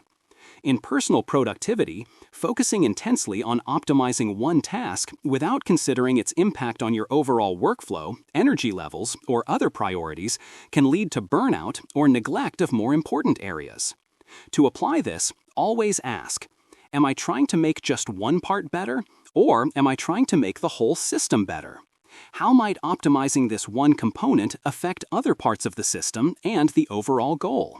What are the interdependencies? This requires stepping back and understanding the larger context and objectives. By prioritizing global optimization, you ensure that individual improvements contribute meaningfully to the overarching goals, avoiding the trap of making things better in isolation while the overall performance stagnates or declines. It's a crucial perspective for designing efficient systems, managing complex projects, and making strategic decisions that truly serve the big picture. 43. Rational ignorance. Rational ignorance is the idea that it can be perfectly rational for individuals to remain uninformed about certain issues, especially complex political or economic ones, because the cost of acquiring and processing the information outweighs the expected benefits of having it. If your single vote in an election has an infinitesimally small chance of changing the outcome, spending hours researching every candidate and policy might not be a rational allocation of your time. This model is powerful because it explains why people often seem uninformed on issues that experts consider vital, and it challenges the notion that more information is always better. It recognizes that time and attention are finite resources, and individuals must make trade-offs in what they choose to learn. Being rationally ignorant on one topic allows you to be rationally informed on another that yields greater personal returns. To apply rational ignorance, consciously evaluate the cost-benefit ratio of acquiring information on a given topic. Ask, what is the likelihood that this information will directly impact my decisions or outcomes in a meaningful way? What is the effort required to truly understand this issue? Am I better off delegating this information gathering to trusted experts or simply accepting a general understanding? This isn't an excuse for willful ignorance, but a strategic decision about where to invest your limited cognitive resources. For example, you might choose to be rationally ignorant about the intricate details of stock market fluctuations if you have a long-term investment strategy, focusing instead on broader economic trends. By recognizing the utility of rational ignorance, you can free up mental bandwidth for areas where your knowledge truly makes a difference, optimizing your learning and decision-making efforts by prioritizing information that yields the highest return on investment. 44. Critical Path Method. The critical path method is a project management technique for scheduling activities. It identifies the longest sequence of dependent tasks that must be completed on time for the entire project to be completed on schedule. This sequence of tasks is called the critical path. Any delay in a critical path task will delay the entire project. Tasks not on the critical path have some slack or flexibility. This model is powerful because it allows for efficient project planning, resource allocation, and risk management. By identifying the critical path, Project managers can focus their attention and resources on the tasks that truly determine the project's completion date, avoiding the trap of optimizing non-critical tasks. For example, if building a house, pouring the foundation is often a critical path item. If it's delayed, everything else that depends on it, framing, roofing, will also be delayed. Painting the interior, however, might have some slack. To apply CPM in your projects or even personal goals, first, break down the project into individual tasks. Then, identify the dependencies between these tasks, which tasks must finish before others can start. Estimate the duration of each task. Finally, map out the longest sequence of dependent tasks. Ask, which tasks absolutely must be completed on time for the project to stay on schedule? Where is there slack, and where is there none? By focusing your energy on the critical path, you ensure that your most important efforts are directed where they matter most, preventing unnecessary delays, and increasing the likelihood of on-time project completion, providing a clear roadmap for complex endeavors by highlighting essential sequences. Stochastic thinking. Stochastic thinking involves understanding and reasoning about processes that involve randomness and probability. It acknowledges that many systems are not entirely deterministic, but rather influenced by random variables. Instead of seeking a single predictable outcome, stochastic thinking embraces the idea of a range of possible outcomes, each with a certain probability. It's about thinking in terms of distributions and likelihoods rather than certainties. This model is powerful because it provides a more realistic and robust way to approach complex, unpredictable systems. Much of the real world, from weather patterns to financial markets to human behavior, is stochastic. Ignoring randomness leads to fragile plans and unrealistic expectations. For example, a business plan that assumes a fixed sales growth rate without accounting for market volatility or unexpected disruptions is deterministic and likely to fail. A stochastic approach would model various growth scenarios with associated probabilities. To apply stochastic thinking, recognize where randomness plays a significant role. Ask, what are the inherent uncertainties and random variables in this situation? What is the range of possible outcomes, and what are their probabilities? How can I design my plans or systems to be robust to a variety of possible futures rather than optimized for a single predicted future? This might involve using simulations, scenario planning, or building in margins of safety. By embracing the probabilistic nature of reality, you develop more flexible and resilient strategies, make better decisions under uncertainty, and avoid the pitfalls of rigid, deterministic thinking, allowing you to navigate complex environments with greater adaptability and foresight, preparing for a spectrum of possibilities. 46. Creative destruction. Creative destruction, a concept introduced by economist Joseph Schumpeter, describes the process of industrial mutation that incessantly revolutionizes the economic structure from within, incessantly destroying the old one, incessantly creating a new one. It's the idea that new innovations, technologies, and business models continuously emerge, rendering old ones obsolete, leading to economic growth and progress, albeit with disruption. Think of digital photography replacing film, or streaming services displacing video rental stores. This model is powerful because it explains the dynamic nature of economies and industries, and it helps individuals and organizations adapt to change. Fighting creative destruction is often futile. Embracing it allows for growth and innovation. Ignoring it means being left behind. It highlights that progress often comes at the cost of existing structures. To apply creative destruction, recognize that change is inevitable and often beneficial, even if it causes discomfort. Ask, what existing industries, technologies, or practices are ripe for disruption? How might new innovations render my current skills or business model obsolete? Where are the opportunities for creating new value by destroying old ways of doing things? This encourages a mindset of continuous learning, adaptation, and innovation. For individuals, it means regularly updating skills and being open to career pivots. For businesses, it means investing in R&D, being willing to cannibalize existing products, and fostering a culture of experimentation. By understanding creative destruction, you can position yourself to be a creator of the new rather than a defender of the old, navigating economic shifts with foresight and resilience, turning disruption into an opportunity for progress and evolution. 47. Multiplying by zero risk. Multiplying by zero risk is a mental model that emphasizes the devastating impact of even a small probability of catastrophic failure. If there's any chance, no matter how small, that a single risk could wipe out everything, your capital, your reputation, your life, then that risk effectively turns all potential gains into zero. It's the idea that if your downside is unbounded, or your probability of ruin is non-zero, then your expected upside, no matter how large, becomes meaningless. This model is powerful because it prioritizes survival and risk management above all else, especially when dealing with existential threats. Many people focus solely on maximizing upside, neglecting tail risks that could lead to complete ruin. For example, an investment strategy that promises huge returns but has a tiny chance of wiping out your entire portfolio is a multiplying by zero risk. A dangerous shortcut that saves time but has a small chance of fatal consequences is also in this category. To apply this, identify and eliminate or severely mitigate any single point of failure or any risk that could lead to irreparable harm. Ask, what are the absolute worst-case scenarios? Is there any single risk that could lead to complete ruin or irreversible damage?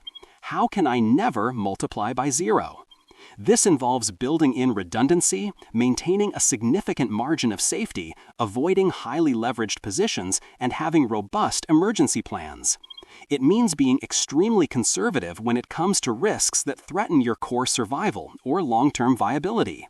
By actively seeking out and neutralizing these zero risks, you protect your foundation, ensuring that you remain in the game to benefit from future opportunities, prioritizing long-term survival and stability over short-term high-risk gains.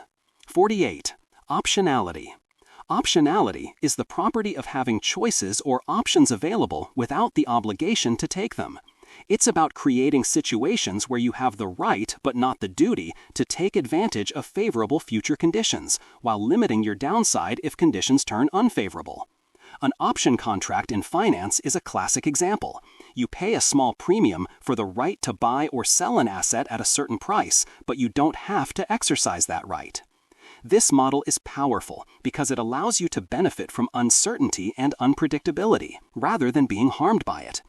Optionality thrives in volatile environments. The more options you have, the more you can adapt and capitalize on emergent opportunities. For example, having diverse skills gives you optionality in your career. Maintaining a broad network of contacts gives you optionality for future collaborations or job prospects. Keeping some cash reserves provides financial optionality. To apply optionality, actively seek to create situations that give you more choices and fewer obligations. Ask, how can I structure my decisions or projects so that I retain flexibility and the ability to pivot? How can I acquire options that have limited downside but potentially large upside? This often involves making small, reversible bets, avoiding large, irreversible commitments, and continuously learning and adapting. By prioritizing optionality, you become more resilient and agile, able to seize unexpected opportunities and mitigate unforeseen risks, turning uncertainty into an advantage. It's about positioning yourself to say yes to the good and no to the bad as circumstances unfold, maximizing your potential for long-term success. 49. Law of large numbers. The law of large numbers is a fundamental theorem of probability theory that states that as the number of trials or observations of a random process increases, the average of the results obtained from those trials will tend to converge towards the expected value or true underlying probability. In simpler terms, the more times you flip a fair coin, the closer the proportion of heads will get to 50%. This model is powerful because it provides the statistical basis for predictability in large samples, even when individual events are random. It helps you understand why casinos are profitable in the long run. They play many games, so the house edge, though small, guarantees profit. And why insurance companies can operate. It also explains why statistical models become more reliable with more data. To apply this, recognize the difference between short-term randomness and long-term averages. Ask, am I observing a small sample size where random fluctuations are dominant, or am I looking at a large enough sample where the underlying probabilities are likely to emerge? This encourages patience and persistence in endeavors where success is probabilistic. For example, if you're trying to improve your sales conversion rate, you won't see the true average after just a few calls. You need a large number of calls. It also highlights the danger of drawing strong conclusions from limited data. By understanding the law of large numbers, you develop more realistic expectations of outcomes, avoid reacting impulsively to short-term noise, and make better long-term decisions that are aligned with true statistical probabilities, leveraging the power of repeated trials to reveal underlying patterns and ensure consistency over time. 50. Default to action. Default to action is a bias towards taking action rather than remaining passive or stuck in analysis paralysis. While careful planning and reflection are important, there comes a point where continued deliberation becomes counterproductive. This model encourages moving forward, making a decision, and learning from the resulting experience, rather than waiting for perfect information or certainty. This model is powerful because it combats inertia and procrastination, leading to progress and real-world learning. Many opportunities are lost and many problems remain unsolved, not because of lack of ability, but due to a failure to act. The world is dynamic, and often imperfect action is better than perfect inaction. For example, instead of endlessly planning a new project, defaulting to action means taking the first small step, even if it's just outlining or conducting initial research. In personal growth, instead of waiting for the perfect motivation to exercise, defaulting to action means putting on your running shoes and walking out the door. To apply this, set a bias towards experimentation and iteration. Ask, what is the smallest possible action I can take right now to move forward? What is the cost of inaction versus the cost of a small, reversible mistake? Can I gather more information by doing something rather than just thinking about it? This doesn't mean acting recklessly, but rather embracing a mindset of learn by doing. It encourages breaking down large goals into manageable steps, taking initiative, and being willing to adapt based on feedback. By defaulting to action, you overcome the fear of failure, generate momentum, and create opportunities for learning and growth that would otherwise remain dormant, making progress your default mode. 51. OODA loop. Observe, orient, decide, act. The OODA loop, developed by military strategist John Boyd, is a decision-making framework that describes the cycle of observe, orient, decide, and act. It emphasizes rapid iteration and adaptation in fast-moving, competitive environments. You observe the current situation, orient yourself by analyzing and synthesizing information, decide on a course of action, and then act. The results of that action then feed back into a new observation, starting the loop again. This model is powerful because it provides a structured approach for rapid decision-making and continuous adaptation, giving an advantage in dynamic situations. The goal is to complete your OODA loop faster than your opponent or the changing environment, thereby gaining the initiative. For example, in a rapidly evolving market, a company that can observe market shifts, orient its strategy, decide on a new product, and act quickly will outperform competitors stuck in slower loops. To apply the OODA loop, consciously break down your decision process. First, observe. Gather as much relevant, real-time information as possible. Second, orient. Make sense of the observations by filtering noise, understanding context, and updating your mental models. Third, decide. Choose a course of action based on your orientation. Fourth, act. Execute your decision. Then, critically observe the results of your action to start the next loop. Ask, how quickly can I move through these stages? Where are the bottlenecks in my loop? How can I speed up my observation, improve my orientation, clarify my decisions, and execute more effectively? By accelerating your OODA loop, you become more agile, responsive, and effective in navigating complex and uncertain environments, continuously adapting and staying ahead of the curve. 52. Eisenhower Matrix. The Eisenhower Matrix is a time management and prioritization tool that helps you categorize tasks based on their urgency and importance. It divides tasks into 4 quadrants. 1. Urgent and important, do first. 2. Not urgent and important, schedule. 3. Urgent and not important, delegate. And 4. Not urgent and not important, delete. Urgent tasks demand immediate attention. Important tasks contribute to your long-term goals and values. This model is powerful because it helps you focus on what truly matters and avoid getting bogged down by trivial demands. Most people spend too much time in the urgent and not important quadrant reacting to others' priorities, and not enough time in the not urgent and important quadrant, which is where true growth, planning, and strategic work happen. For example, a crisis is urgent and important. Planning for your future is important but not urgent. A ringing phone is urgent but often not important. Mindless scrolling is neither. To apply the Eisenhower Matrix, list all your tasks and then categorize them. Ask, is this task truly important for my long-term goals or values? Does it require immediate attention or can it wait? This forces you to distinguish between genuine priorities and mere distractions.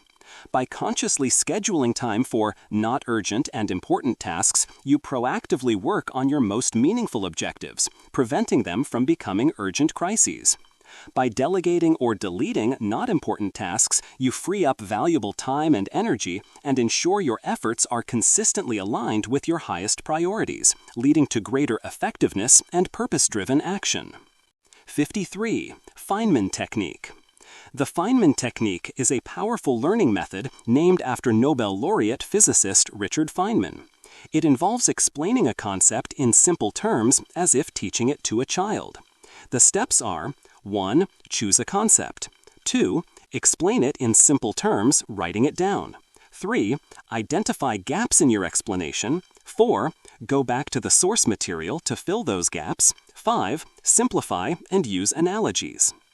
This model is powerful because it forces deep understanding and reveals the true extent of your knowledge or lack thereof. When you try to explain something simply, you can't hide behind jargon or superficial understanding. Any areas where you struggle to explain clearly are precisely where your comprehension is weak. For example, if you're learning a new programming concept, try to explain it to a non-technical friend. If you can't, you haven't truly grasped it. To apply the Feynman technique, pick a topic you want to master. Write down everything you know about it in plain language. Imagine you're teaching it to someone with no background. When you get stuck or realize your explanation is vague, that's your cue to revisit your notes, textbook, or other resources. Once you've filled the gaps, try explaining it again, perhaps using simple analogies to make it even clearer. Ask, can I explain this concept without using complex terms? Where do I get confused, or where is my explanation muddled? This iterative process of explanation, identification of gaps, relearning, and simplification solidifies your understanding, improves your ability to articulate complex ideas, and ensures that you truly grasp the material, making it an invaluable tool for effective learning and retention across all subjects. 54. Mental debugging. Mental debugging is the process of systematically identifying and correcting flaws, errors, or inconsistencies in your own thinking, beliefs, or mental models. Just as a software engineer debugs code to find and fix errors, you can debug your mind to improve the accuracy and effectiveness of your internal reasoning processes. It involves a critical, introspective examination of your thoughts. This model is powerful because it allows for continuous improvement in your cognitive abilities and prevents you from making repeated mistakes due to flawed logic or biased beliefs. Our minds are prone to numerous cognitive biases and fallacies, and, unchecked, these can lead to poor decisions and a distorted view of reality. For example, if you consistently find yourself making the same type of error in judgment, mental debugging would involve analyzing the underlying thought process that led to that error. To apply mental debugging, cultivate a habit of self-reflection and metacognition, thinking about your thinking.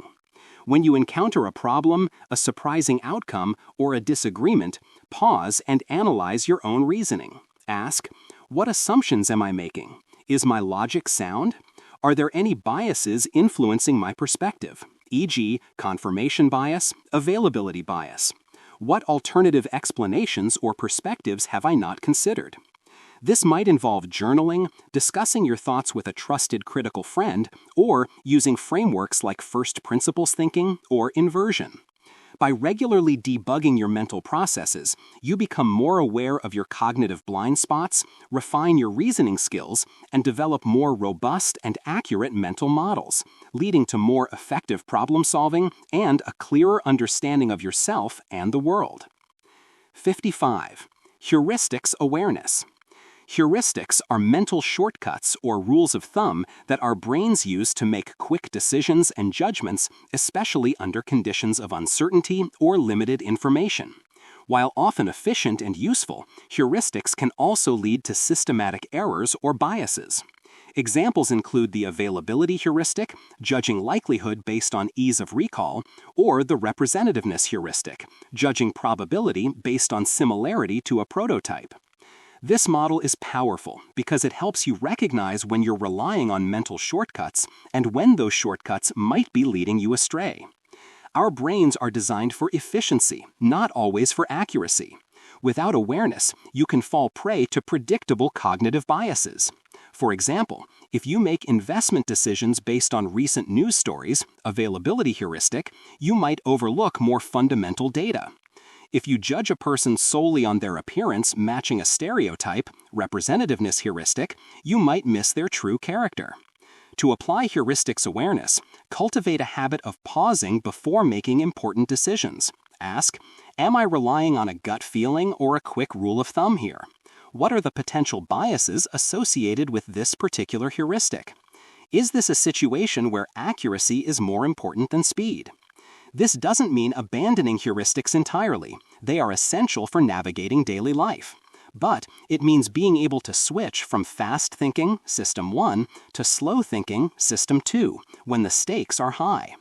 By understanding common heuristics and their potential pitfalls, you can consciously override them when necessary, leading to more deliberate and rational judgments, improving decision quality by balancing efficiency with accuracy. 56. Availability bias check.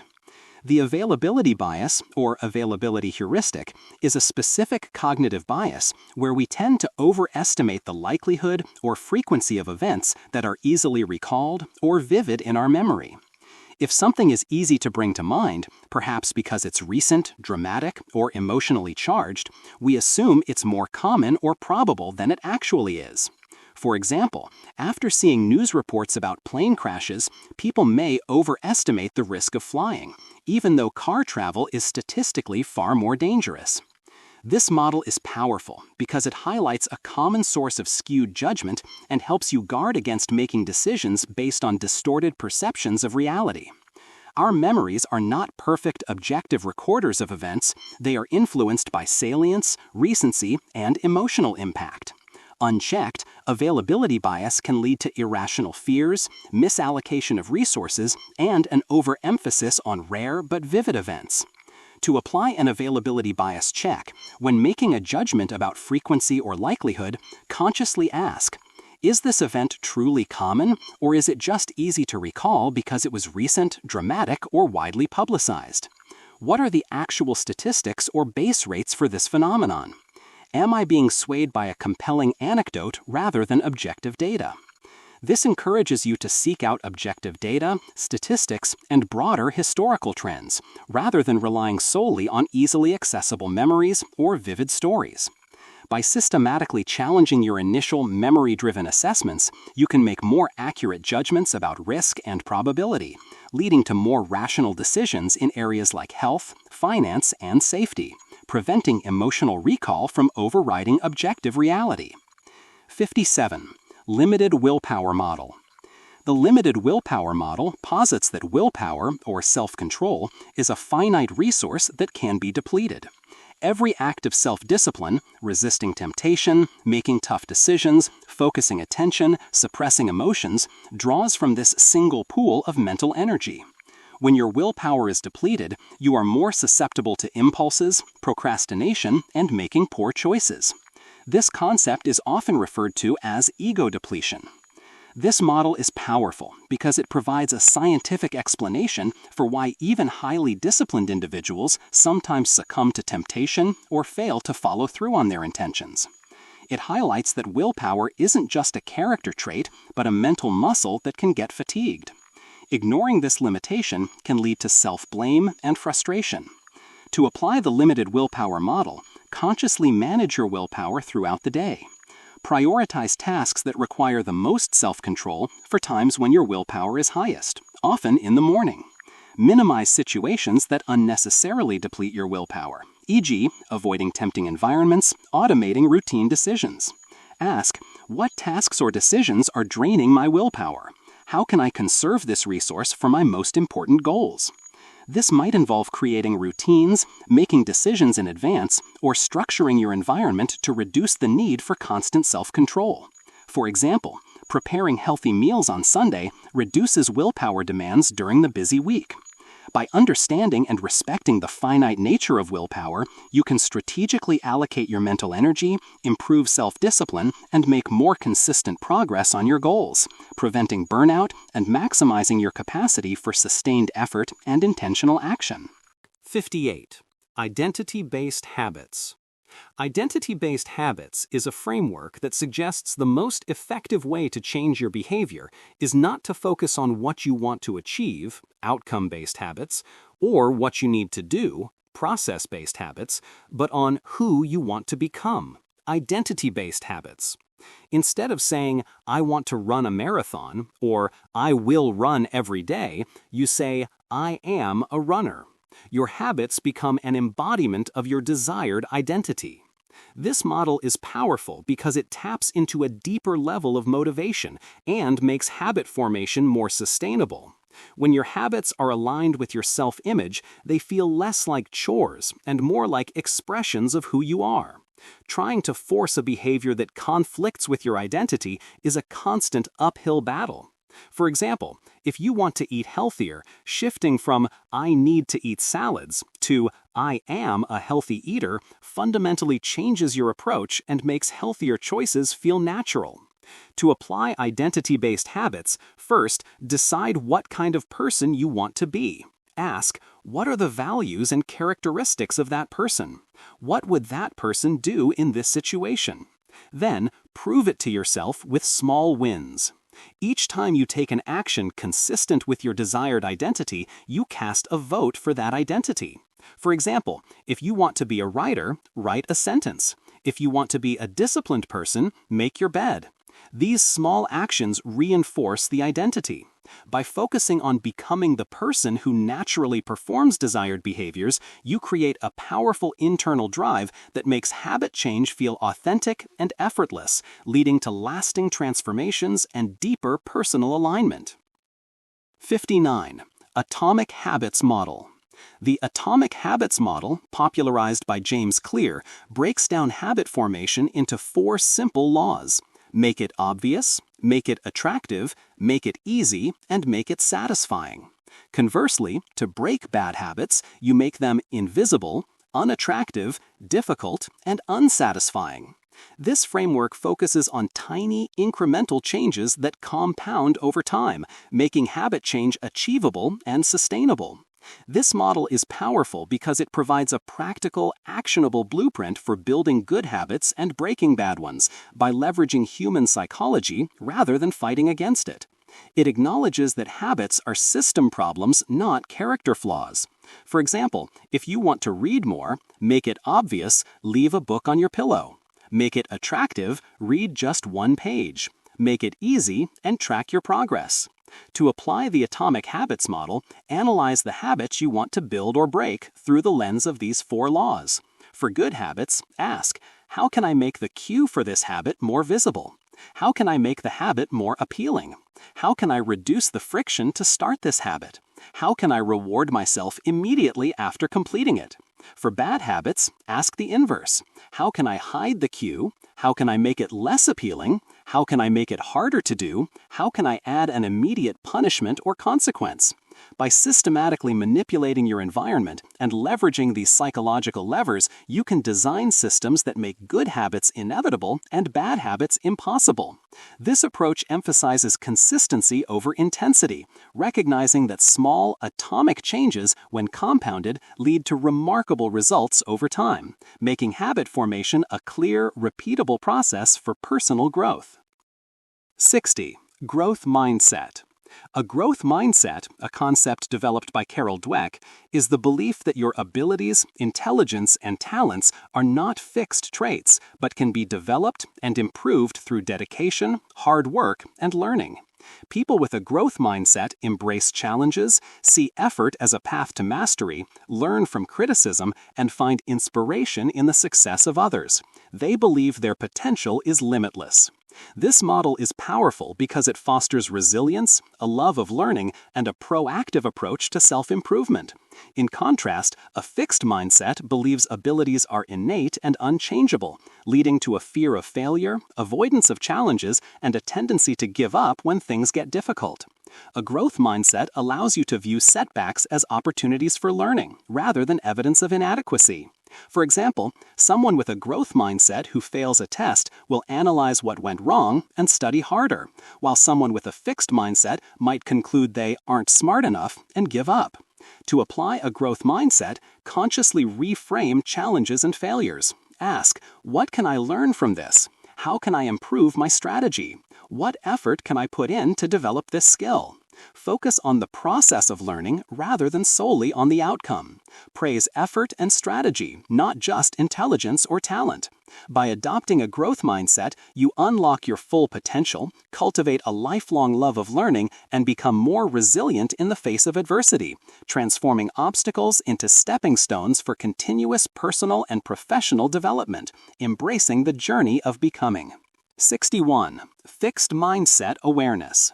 Fixed mindset awareness is the ability to recognize when you or others are operating from the belief that abilities and intelligence are static traits that cannot be changed. While the growth mindset is about cultivating a belief in potential, fixed mindset awareness is about identifying the traps and limitations of believing one's abilities are predetermined. It's understanding the symptoms, avoiding challenges, giving up easily, seeing effort as fruitless, ignoring useful criticism, and feeling threatened by others' success. This model is powerful because it allows you to consciously challenge and overcome the self-limiting beliefs that a fixed mindset imposes. Unchecked, a fixed mindset can stifle learning, prevent personal growth, and lead to a fear of failure that paralyzes action. For example, if you believe you're not a math person, you might avoid any math-related tasks, missing opportunities to develop that skill. If you see criticism as an attack on your inherent ability, you'll fail to learn from it.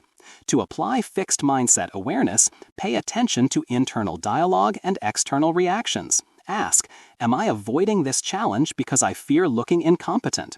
Am I interpreting this setback as a reflection of my inherent lack of talent rather than a chance to learn?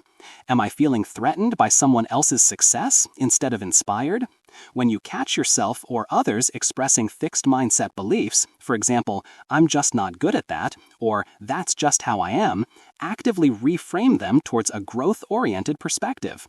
By recognizing and actively challenging the fixed mindset, you can dismantle barriers to learning, embrace challenges, and foster a more adaptive and resilient approach to life, empowering yourself and others to realize their full potential by rejecting limiting beliefs. 62. Cognitive load theory. Cognitive load theory suggests that our working memory has a limited capacity, and if that capacity is overloaded, learning and problem-solving become inefficient or impossible. There are three types of cognitive load: intrinsic, inherent difficulty of the material; extraneous, how material is presented, e.g., poor instructions; and germane, load associated with processing and understanding, leading to schema formation. Effective learning minimizes extraneous load and optimizes germane load. This model is powerful because it provides a framework for designing more effective learning experiences and managing information overload. Ignoring cognitive load leads to frustration, shallow learning, and poor retention.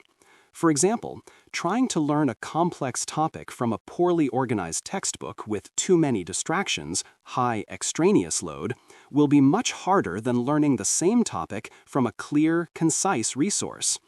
To apply cognitive load theory, consciously manage the information presented to yourself or others. Ask, is the information being presented in the clearest, most concise way possible, minimizing extraneous load? Is the inherent complexity of the material appropriate for the learner, managing intrinsic load? How can I encourage deeper processing and understanding without overwhelming working memory, optimizing germane load? This might involve breaking down complex tasks into smaller steps, using visuals to explain concepts, eliminating distractions, or providing clear instructions. By respecting the limits of working memory and designing learning environments that reduce unnecessary cognitive burden, you can significantly improve comprehension, retention, and problem-solving abilities, making learning more efficient and enjoyable for yourself and others, ensuring mental resources are spent on understanding, not just processing. 63. Pomodoro Strategy. The Pomodoro strategy is a time management method that uses a timer to break down work into focused intervals, traditionally 25 minutes in length, separated by short breaks. Each interval is known as a Pomodoro. After 4 Pomodoros, you take a longer break. During the 25-minute work period, you commit to focused, uninterrupted work on a single task. This model is powerful because it combats procrastination, improves focus, and prevents mental fatigue. The short, defined work periods create a sense of urgency, Parkinson's law, and make daunting tasks seem more manageable, reducing the activation energy required to start. The built-in breaks help refresh your mind and maintain concentration over longer periods. For example, instead of facing a massive report with dread, you commit to one 25-minute Pomodoro of focused writing. To apply the Pomodoro strategy, choose a task you need to complete. Set a timer for 25 minutes.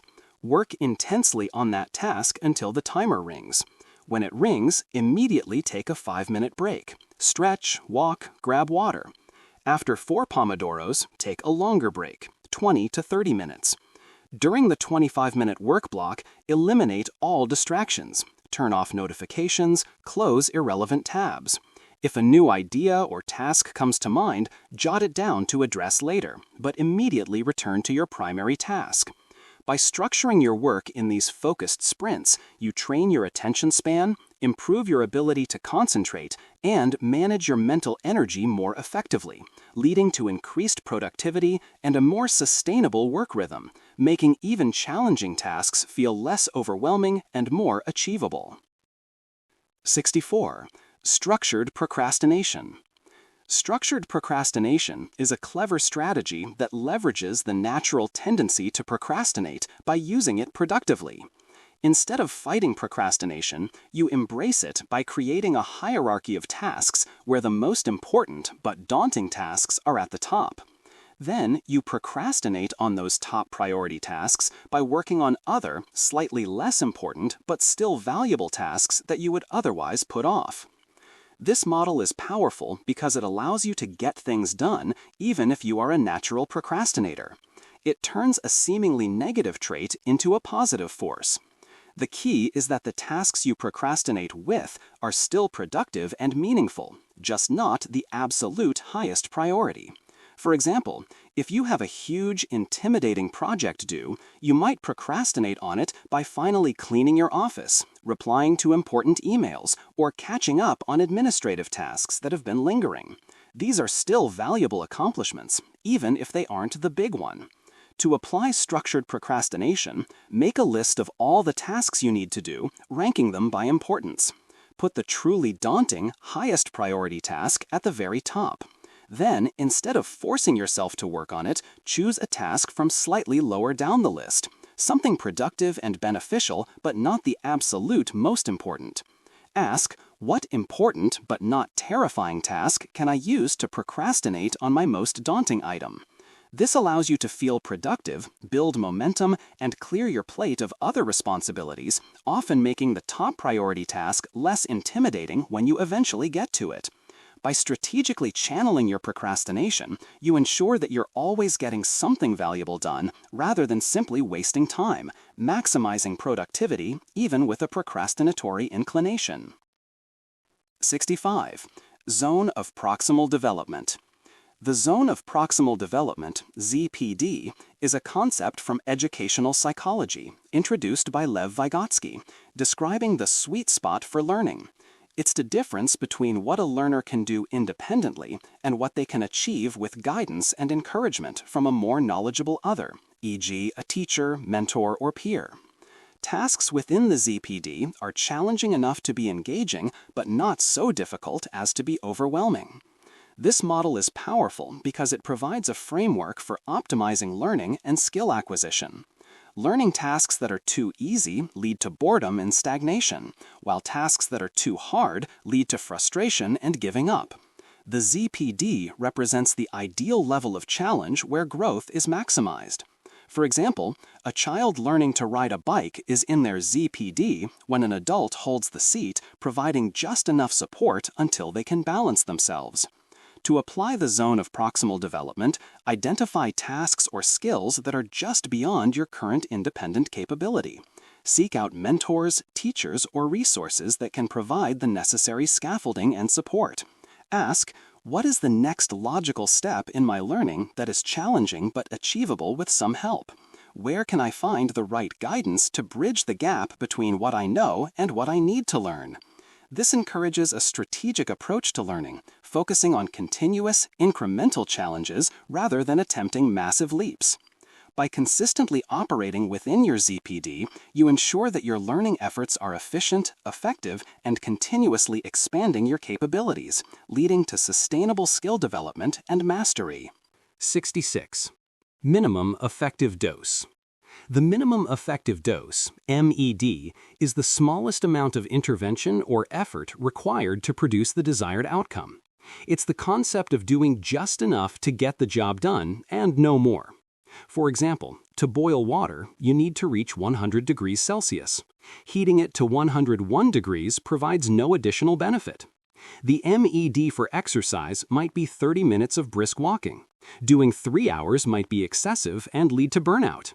This model is powerful because it promotes efficiency, conserves resources, and helps prevent overdoing things, which can lead to diminishing returns or even negative consequences. Many people believe that more is better, but often exceeding the MED simply wastes time, energy, or money without yielding proportional additional benefits. For example, a business might over-engineer a product with features few customers will use, wasting development resources. In personal learning, endlessly reviewing material you already know well goes beyond the MED. To apply the minimum effective dose, first clearly define your desired outcome. Then identify the smallest input or effort that will reliably achieve that outcome. Ask, what is the absolute minimum I need to do to get the result I want? What are the essential components, and what can be safely removed or minimized? This encourages a focus on essentialism and effectiveness. It helps you avoid perfectionism, which can be a form of procrastination. By identifying and applying the MED, you can achieve your goals with greater efficiency, free up resources for other important activities, and prevent burnout, ensuring your efforts are always targeted and impactful, maximizing results with minimal necessary input. 67. Information diet. An information diet is the conscious and deliberate selection of what information you consume and in what quantities to nourish your mind and support your goals. Just as you choose what food to eat, you choose what news, social media, books, podcasts, and conversations to engage with. It's about being proactive rather than passive in your information consumption, recognizing that what you feed your mind shapes your thoughts, mood, and actions. This model is powerful because it directly impacts your mental well-being, focus, and intellectual development.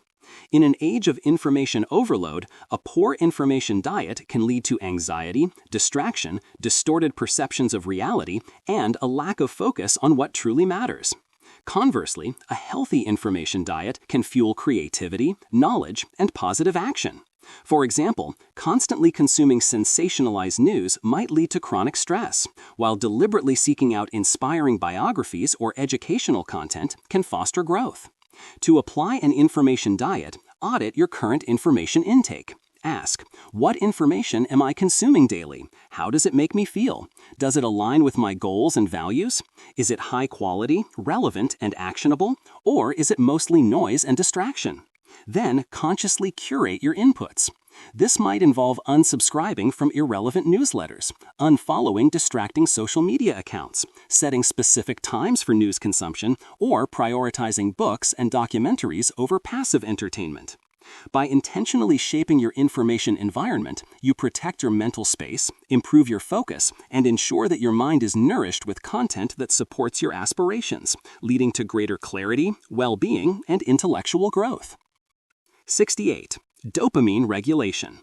Dopamine regulation is the understanding that dopamine, a neurotransmitter associated with reward, motivation, and pleasure, plays a crucial role in shaping our habits and desires. While often linked to pleasure, dopamine is more accurately the seeking or wanting chemical, driving us to pursue rewards. Overstimulation of the dopamine system by constant novelty and instant gratification can lead to a desensitized state, making it harder to find joy in everyday activities or pursue long-term goals. This model is powerful because it provides insight into the mechanisms behind addiction, procrastination, and lack of motivation. When our dopamine system is constantly flooded by easily accessible, high dopamine activities, e.g. social media notifications, sugary foods, endless entertainment, our baseline for reward increases, making less stimulating but more valuable activities, e.g. deep work, exercise, reading, feel less rewarding and harder to start. To apply dopamine regulation, consciously seek to reset and resensitize your dopamine system. Ask, what activities are providing me with easy high dopamine hits without much effort? How can I reduce my reliance on these instant gratifications? How can I reassociate dopamine with productive long-term activities?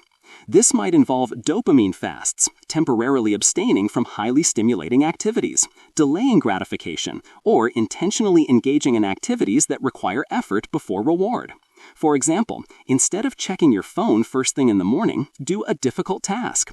By strategically managing your dopamine inputs, you can increase your motivation for meaningful work, find greater satisfaction in sustained effort, and reduce the pull of instant gratification, leading to greater focus, discipline, and long-term fulfillment by recalibrating your reward system.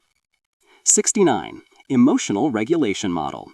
The emotional regulation model refers to the processes by which individuals influence which emotions they have, when they have them, and how they express and experience these emotions. It's not about suppressing emotions, but about developing a range of strategies to manage emotional responses in a healthy and adaptive way. This can involve cognitive strategies, e.g. reappraisal, or behavioral strategies, e.g. relaxation, seeking support. This model is powerful because it provides tools for navigating the complexities of human emotion, preventing emotional overwhelm, and fostering mental resilience.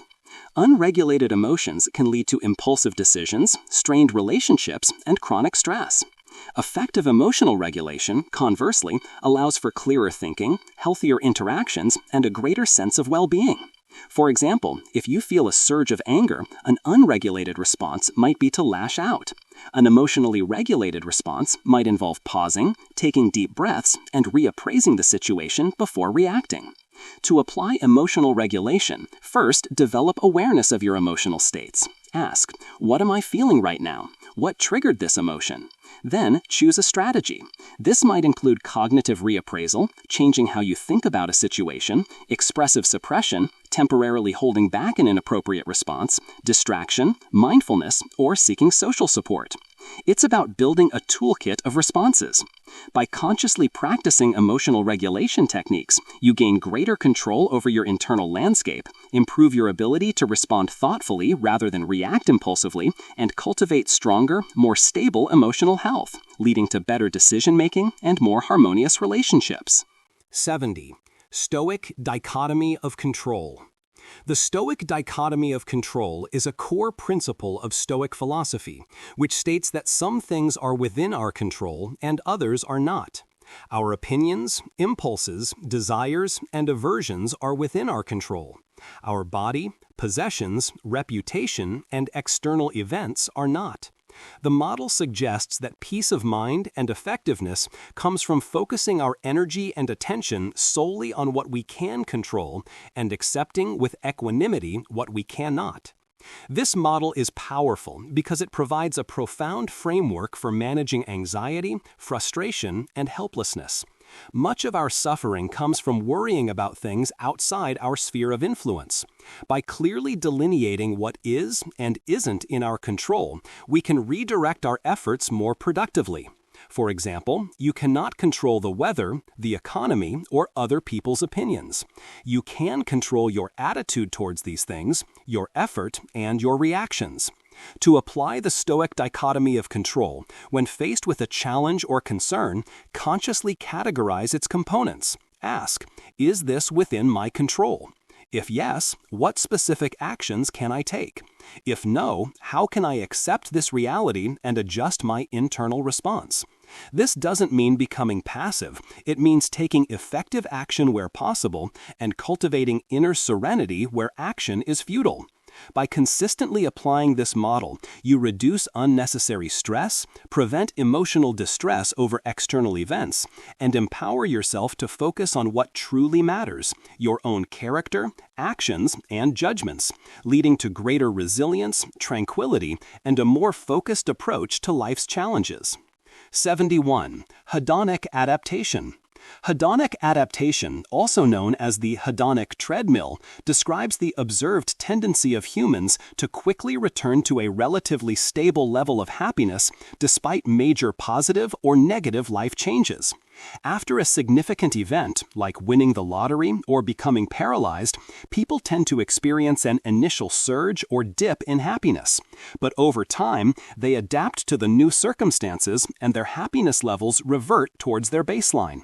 This model is powerful because it reveals a fundamental aspect of human psychology that impacts our pursuit of happiness and fulfillment. It explains why constantly chasing external achievements or material possessions often leads to fleeting satisfaction. We adapt to new circumstances, and what once brought joy becomes the new normal, prompting us to seek the next thing. For example, buying a new car provides an initial happiness boost, but soon it's just your car. To apply hedonic adaptation, understand that external circumstances have a limited, temporary impact on long-term happiness. Ask, am I chasing something external that will likely lead to only temporary satisfaction? How can I cultivate happiness that is less susceptible to adaptation? This encourages a shift from focusing solely on achieving external goals to cultivating internal sources of well-being, such as gratitude, meaningful relationships, personal growth, and engaging activities. It also highlights the importance of appreciating what you have, rather than constantly striving for more. By recognizing the hedonic treadmill, you can adjust your expectations, prioritize experiences and relationships over material gains, and develop strategies for sustainable well-being, fostering a deeper, more resilient form of happiness, less dependent on fleeting external circumstances. 73. Pre-mortem analysis. Pre-mortem analysis is a planning technique where before a project or decision is implemented, you imagine that it has already failed spectacularly. Then you work backward to identify all the potential reasons why it failed. This exercise encourages team members to voice concerns and anticipate problems that might otherwise be overlooked due to overconfidence or groupthink.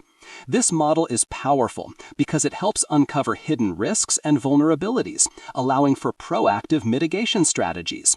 Our natural optimism and desire for success can blind us to potential pitfalls.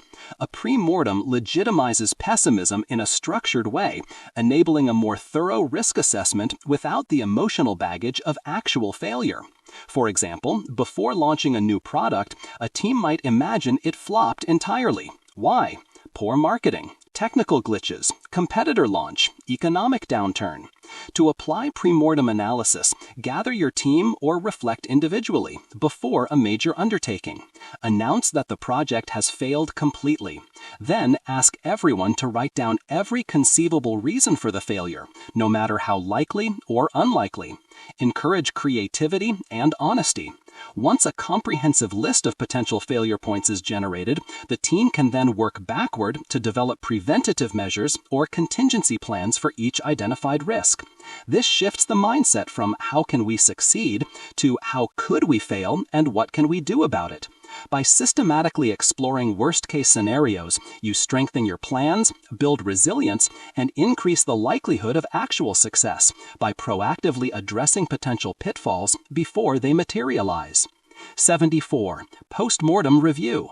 A postmortem review is a structured process conducted after a project or significant event, whether successful or failed, to analyze what happened, identify what went well, what could have been done better, and what lessons can be learned for future endeavors.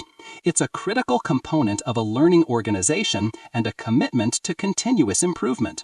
This model is powerful because it transforms experiences into actionable knowledge, fostering continuous learning and preventing the repetition of mistakes. Without a systematic review, valuable insights can be lost, and teams or individuals may continue to operate on faulty assumptions.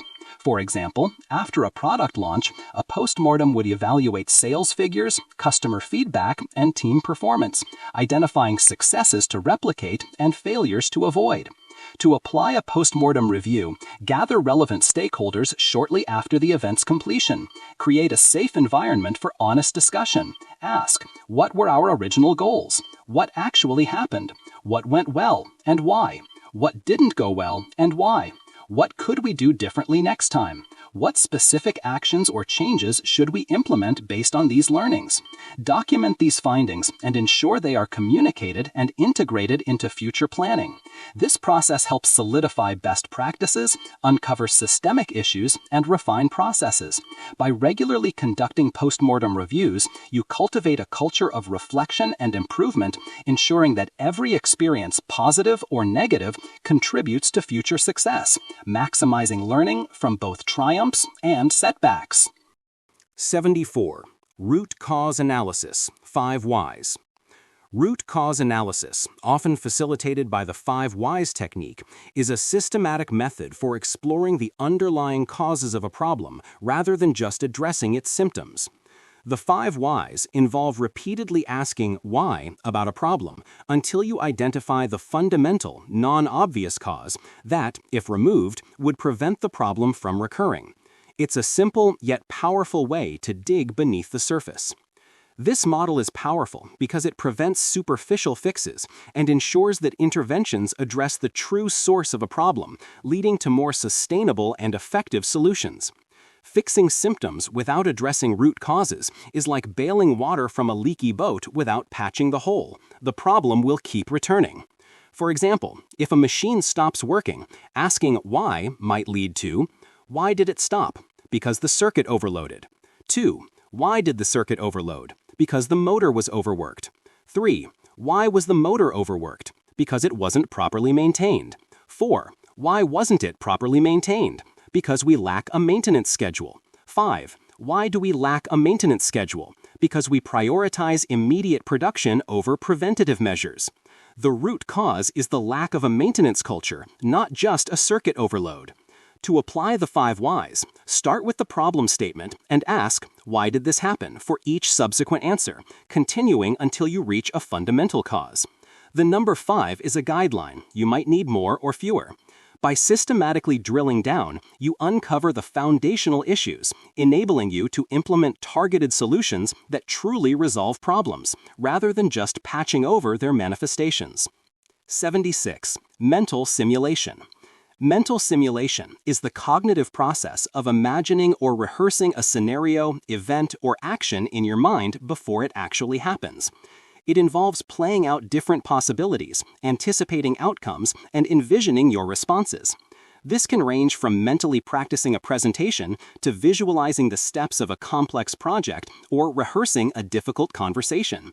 This model is powerful because it allows you to pre-experience situations, identify potential challenges, and prepare more effectively, all without incurring real-world costs or risks. It's a form of low-fidelity prototyping for your actions. Mental simulation can improve performance, reduce anxiety, and enhance problem-solving by allowing you to troubleshoot in your mind. For example, athletes often mentally rehearse their performance, visualizing every movement and outcome. Before a negotiation, you might mentally simulate different opening strategies and potential counteroffers. To apply mental simulation, actively dedicate time to visualizing upcoming events. Ask, what are the key steps involved? What are the potential obstacles I might encounter? How will I react to different outcomes or challenges? What resources will I need? This isn't just about positive visualization, it's also about anticipating difficulties and developing coping strategies. By mentally walking through a scenario, you build familiarity, identify blind spots, and refine your approach, making you more confident and prepared when the actual event occurs. It's a powerful tool for planning, learning, and performance enhancement, allowing you to refine your strategies and responses in a safe, internal environment before engaging with reality. 76. Reversibility versus irreversibility. The model of reversibility versus irreversibility distinguishes between decisions that can be easily undone or changed, reversible, two-way door decisions, and those that are difficult or impossible to reverse once made, irreversible, one-way door decisions. This distinction, famously highlighted by Jeff Bezos, is crucial for appropriate decision-making speed and caution.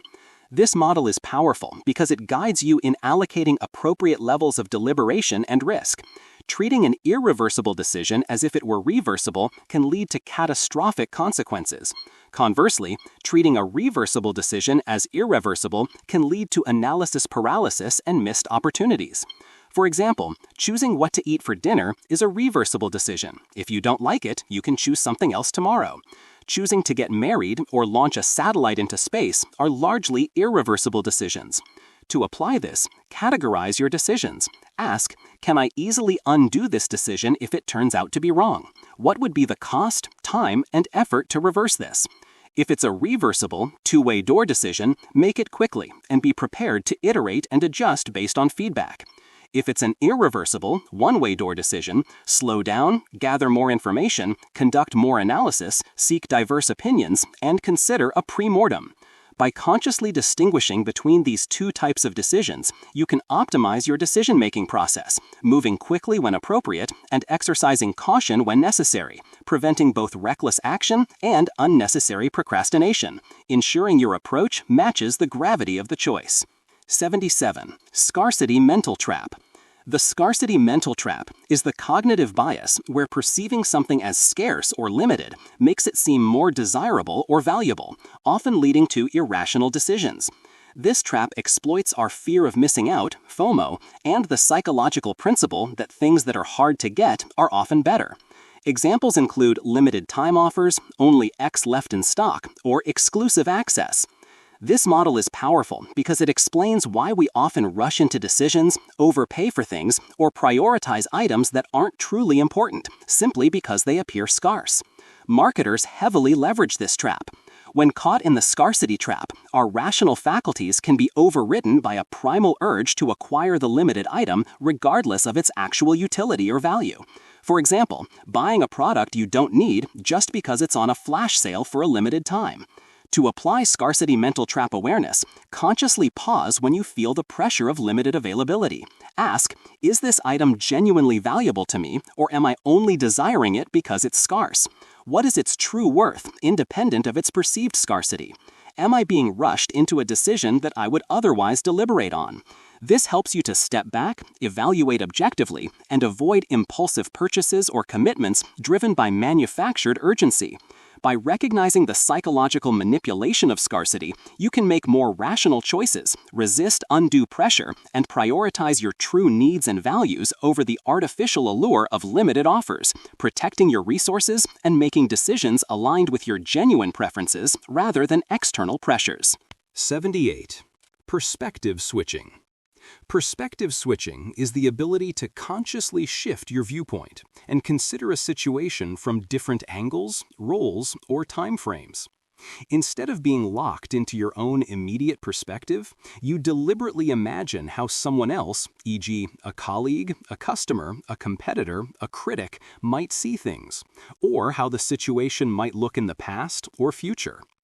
This model is powerful because it breaks down egocentric bias, fosters empathy, and reveals blind spots, leading to more comprehensive understanding and better solutions.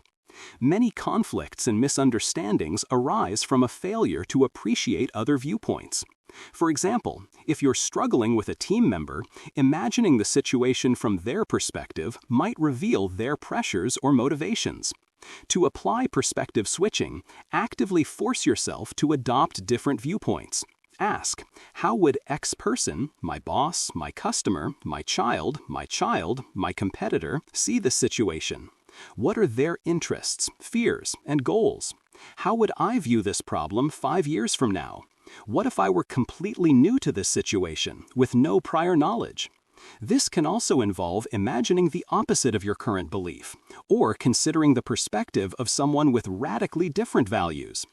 By systematically switching perspectives, you gain a richer, more nuanced understanding of complex situations, anticipate potential objections, build stronger relationships through empathy, and generate more creative and inclusive solutions, moving beyond your own limited frame of reference to a more holistic comprehension of reality. 79. Temporal discounting awareness. Temporal discounting, or delay discounting, is the psychological tendency to value immediate rewards more heavily than future rewards of equal or greater value. We prefer gratification now rather than later, even if waiting would yield a significantly better outcome. The further into the future a reward is, the less value it holds for us. This explains why people struggle with saving for retirement, healthy eating, or consistent exercise. This model is powerful because it explains many behaviors that are detrimental to long-term well-being and helps you design strategies to counteract this inherent bias. Our brains are wired for immediate survival and reward, making long-term planning difficult. Unchecked temporal discounting leads to procrastination, poor financial decisions, and neglecting future health. For example, choosing to eat a highly caloric dessert now instead of maintaining a diet for long-term health. To apply temporal discounting awareness, recognize when your immediate desires are overriding your long-term goals. Ask, am I prioritizing an immediate, smaller reward over a larger, more valuable future reward? What are the long-term consequences of this short-term gratification? How can I make the future reward feel more immediate or tangible? This might involve pre-commitment strategies, e.g., setting up automatic savings, publicly declaring goals, breaking down long-term goals into smaller, more immediately rewarding steps, or visualizing future benefits vividly. By consciously acknowledging and combating temporal discounting, you can align your daily actions with your long-term aspirations, build healthier habits, and make more rational decisions that serve your future self, overcoming the inherent human bias towards instant gratification for sustained progress. 80. Long-term orientation. Long-term orientation is the mental model of consistently viewing decisions and actions through the lens of their extended future impact, rather than solely focusing on immediate results or short-term gains. It involves cultivating patience, foresight, and a willingness to delay gratification for greater future benefits. This contrasts sharply with short-term thinking, which prioritizes immediate returns and often leads to suboptimal long-term outcomes. This model is powerful because it fosters sustainable growth, resilience, and strategic advantage in an impatient world. Many of the most significant achievements in life, from building wealth to mastering a skill to nurturing deep relationships, require consistent effort over long periods. Short-term thinking often leads to chasing fads, making impulsive decisions, and neglecting foundational work. For example, investing in education or starting a challenging business might offer few immediate rewards but significant long-term benefits. To apply long-term orientation, for every significant decision, consciously project its consequences into the future. Ask, what will be the impact of this decision in 1 year, 5 years, 10 years, or even 20 years? How does this action align with my ultimate vision for my life or this project? Am I making a choice that benefits my future self, even if it requires sacrifice now? This encourages a focus on building lasting value, cultivating patience, and resisting the urge for instant gratification. By consistently prioritizing long-term outcomes, you develop a strategic advantage, make more robust decisions, and build a life and career that are deeply fulfilling and resisting the pitfalls of short-sightedness and ensuring your efforts compound into significant future returns. 81. Status game awareness. Status game awareness is the understanding that much of human behavior, both individual and collective, is driven by the pursuit and maintenance of social status. People constantly engage in status games, often unconsciously, seeking to elevate their position relative to others through various means, whether it's accumulating wealth, displaying knowledge, achieving power, or demonstrating virtue. This model is powerful because it provides a lens for interpreting seemingly irrational behaviors and understanding underlying social dynamics. Ignoring the role of status can lead to misinterpreting motivations and being manipulated by subtle social cues. For example, someone buying an expensive car might not just be seeking transportation, but also signaling wealth or success. A heated debate might be less about truth and more about winning an argument to gain intellectual status. To apply status game awareness, observe social interactions and your own motivations critically. Ask, what status is being sought or defended in this situation? How might this behavior be explained by a desire for status? Am I participating in a status game right now, and is it serving my true goals? This isn't to say all status seeking is negative. It can drive innovation and achievement. However, awareness allows you to choose which games to play or whether to play at all.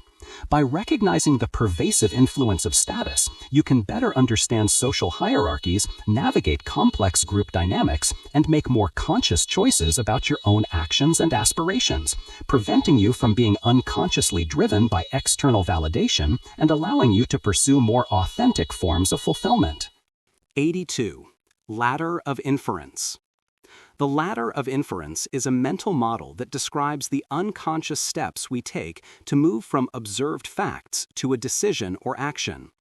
We start with observable data and experiences, selectively interpret them based on our beliefs, add meaning, make assumptions, draw conclusions, adopt beliefs, and finally, take action. Each step up the ladder involves more abstraction and less objective data. This model is powerful because it helps us understand how misunderstandings and conflicts arise and how our beliefs can become self-reinforcing, even if based on faulty interpretations. We often jump to conclusions without realizing the interpretive steps we've taken. For example, you see a colleague leave work early, observable data. You select the data that they left early, assume they are slacking, conclude they are uncommitted, believe they are lazy, and then act by not inviting them to a project. To apply the ladder of inference, consciously reflect on your thought process, especially in situations of disagreement or when making important decisions. Ask, what are the actual observable facts here? What data did I select, and why? What meaning am I adding? What assumptions am I making? What conclusions have I drawn, and what beliefs underpin them? How might someone else interpret the same data differently? This encourages you to descend the ladder, to challenge your assumptions, seek out more data, and consider alternative interpretations before taking action.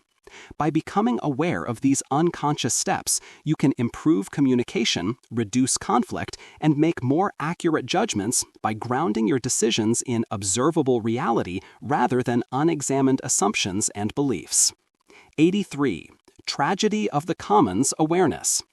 The tragedy of the commons describes a situation in a shared resource system where individual users, acting independently according to their own self-interest, behave contrary to the common good of all users by depleting or spoiling that resource through their collective action. The classic example is a shared pasture, the commons, where each herder adds more cattle, benefiting individually but ultimately overgrazing and destroying the pasture for everyone. This model is powerful because it explains many ecological, economic, and social dilemmas where collective resources are exploited. It highlights the tension between individual rationality and collective well-being, especially when resources are finite and access is unregulated. Examples include overfishing, pollution, traffic congestion, and even the overuse of public services. To apply tragedy of the commons awareness, identify shared resources or systems where individual self-interest might lead to collective detriment. Ask, what are the common resources being shared? How are individuals incentivized to use or abuse them? What are the long-term consequences of individual actions on the collective good? How can we design rules, regulations, or social norms to align individual incentives with the collective interest? This might involve establishing clear property rights, implementing quotas, creating systems for collective decision-making, or fostering a sense of shared responsibility. By recognizing this fundamental dilemma, you can advocate for and design systems that promote sustainable resource management and cooperation, preventing the depletion of shared resources and ensuring long-term benefits for all, moving beyond individual short-term gain for collective sustainability. 84. Specialization versus generalization. The model of specialization versus generalization explores the trade-offs between focusing deeply on a narrow field of expertise, specialization, and acquiring a broad range of skills and knowledge across multiple domains, generalization. Both approaches have merits and drawbacks, and the optimal choice often depends on the context, industry, and individual goals. This model is powerful because it helps you make strategic choices about skill development, career path, and problem-solving approaches. Deep specialization can lead to mastery, high demand for niche expertise, and significant contributions within a specific field. However, it can also lead to tunnel vision, vulnerability to changes in a narrow field, and difficulty adapting to new challenges. Generalization, conversely, offers adaptability, the ability to connect disparate ideas, and resilience in changing environments. However, it might come at the cost of deep expertise in any single area. To apply specialization versus generalization, consider your current situation and long-term aspirations. Ask, does my current field reward deep specialization, or is adaptability and broad knowledge more valuable? Am I becoming too specialized, missing broader opportunities or risks? Or am I too generalized, lacking the depth to make significant impact? This might involve intentionally cultivating T-shaped skills, deep expertise in one area, broad knowledge in others, or recognizing when to pivot from one to the other. By consciously navigating the balance between specialization and generalization, you can optimize your personal and professional development, ensuring you possess the right blend of depth and breadth to thrive in an evolving world, leveraging the strengths of both approaches for maximum impact and resilience. 85. Comparative decision-making. Comparative decision-making is the process of evaluating options by comparing them against each other, rather than assessing each option in isolation against an absolute standard. Our brains are often better at relative judgments than absolute ones. This model recognizes that the context of available alternatives heavily influences our perception of value and our final choice. This model is powerful because it helps you make more informed and rational choices by leveraging our innate ability for comparison. When we evaluate options in isolation, we might miss crucial trade-offs or fail to identify the truly superior choice. For example, if you're buying a car, evaluating one model's features in isolation might seem good, but comparing it to 3 other models reveals its relative strengths and weaknesses more clearly.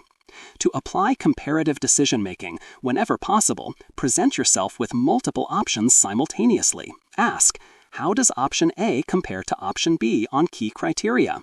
What are the relative advantages and disadvantages of each? What are the trade-offs I'm willing to make between these options? This encourages a structured evaluation process. It's particularly useful for avoiding the good enough trap where you settle for the first acceptable option without exploring better alternatives.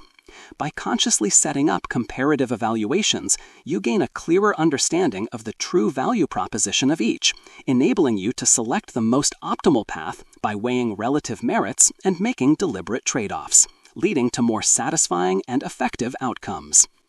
86. Two-way door versus one-way door decisions. This model, famously used by Jeff Bezos at Amazon, builds on reversibility versus irreversibility. A two-way door decision is one that is reversible. If you make a mistake, you can walk back through the door and try something else. These decisions can be made quickly, often by smaller teams. A one-way door decision is irreversible or extremely costly to reverse. Once you walk through, there's no going back. These require careful deliberation, broader consensus, and slow, methodical decision-making. This model is powerful because it optimizes decision-making speed and caution, preventing both reckless action and analysis paralysis. Many organizations and individuals treat all decisions as one-way doors, leading to slow, bureaucratic processes. Conversely, treating a one-way door as a two-way door can lead to disaster. For example, launching a new feature that can easily be rolled back is a two-way door. Investing billions in a new factory is a one-way door. To apply this, categorize every significant decision you face. Ask, is this decision easily reversible? What's the impact if I'm wrong, and can I recover? If it's a two-way door, empower yourself or your team to make the decision quickly. Don't overanalyze. Take action, learn, and adjust. If it's a one-way door, slow down. Gather more data, seek diverse perspectives, conduct a pre-mortem, and build consensus. By consciously distinguishing between these two types of decisions, you allocate the right amount of scrutiny to each, fostering agility for reversible choices and prudence for irreversible ones, leading to more efficient and effective decision-making across the spectrum of complexity. 87. Psychological safety model. Psychological safety is a shared belief held by members of a team that the team is safe for interpersonal risk-taking. It means feeling safe to express ideas, ask questions, admit mistakes, and offer constructive criticism without fear of judgment, punishment, or humiliation. It's a climate where candor is encouraged and vulnerability is accepted. This model is powerful because it is a foundational element for high-performing teams, innovation, and learning. In environments lacking psychological safety, people withhold ideas, avoid challenging the status quo, and cover up errors, leading to stagnation, poor decision-making, and missed opportunities. Google's Project Aristotle famously found psychological safety to be the single most important factor in team effectiveness. To apply the psychological safety model, actively work to create an environment where people feel safe to speak up. Ask, do team members feel comfortable admitting mistakes? Are dissenting opinions welcomed and explored, or shut down? Do I model vulnerability and ask for help? This involves leaders demonstrating humility, actively soliciting input, responding constructively to failures, and framing challenges as learning opportunities. It means establishing norms that value curiosity and experimentation over blame. By prioritizing psychological safety, you unlock the collective intelligence of a group, foster open communication, encourage calculated risk-taking, and accelerate learning, leading to more innovative solutions, better problem-solving, and a more engaged and resilient team culture, maximizing the potential of collaborative effort. 88. Trust but verify. Trust but verify is a principle emphasizing the importance of extending trust to others, but also establishing mechanisms to independently confirm that commitments are being met and information is accurate.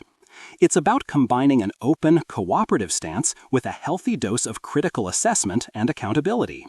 This phrase was famously used by Ronald Reagan in the context of nuclear disarmament negotiations.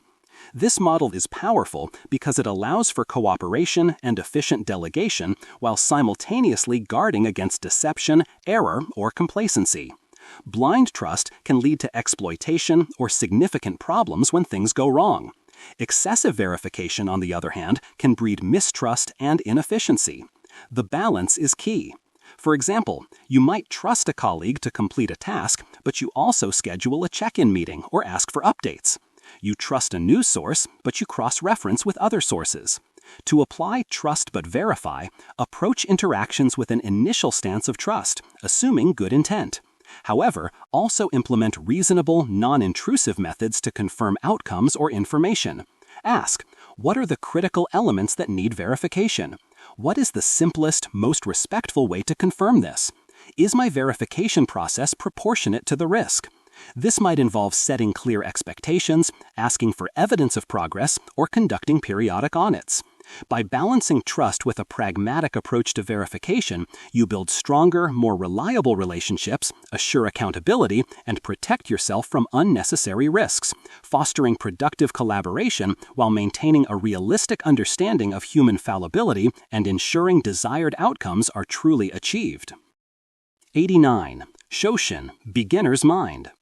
Shoshin, a concept from Zen Buddhism, refers to having an attitude of openness, eagerness, and lack of preconceptions when studying a subject, even when studying at an advanced level, just as a beginner would.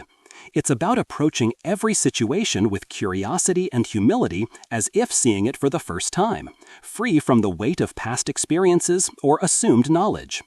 This model is powerful because it combats intellectual arrogance, prevents stagnation, and unlocks new possibilities for learning and innovation.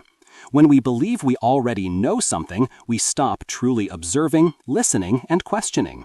This can lead to blind spots, an inability to adapt, and a resistance to new ideas. For example, an experienced professional might overlook a simple solution because they are too focused on complex, established methods. To apply Shoshin, consciously shed your expertise and assumptions when approaching a new or old problem. Ask, if I knew nothing about this, what would I observe? What questions would a complete novice ask? Am I allowing my past experiences to limit my current perception? This encourages active listening, genuine curiosity, and a willingness to challenge established paradigms. It means being open to learning from anyone, regardless of their perceived status or experience.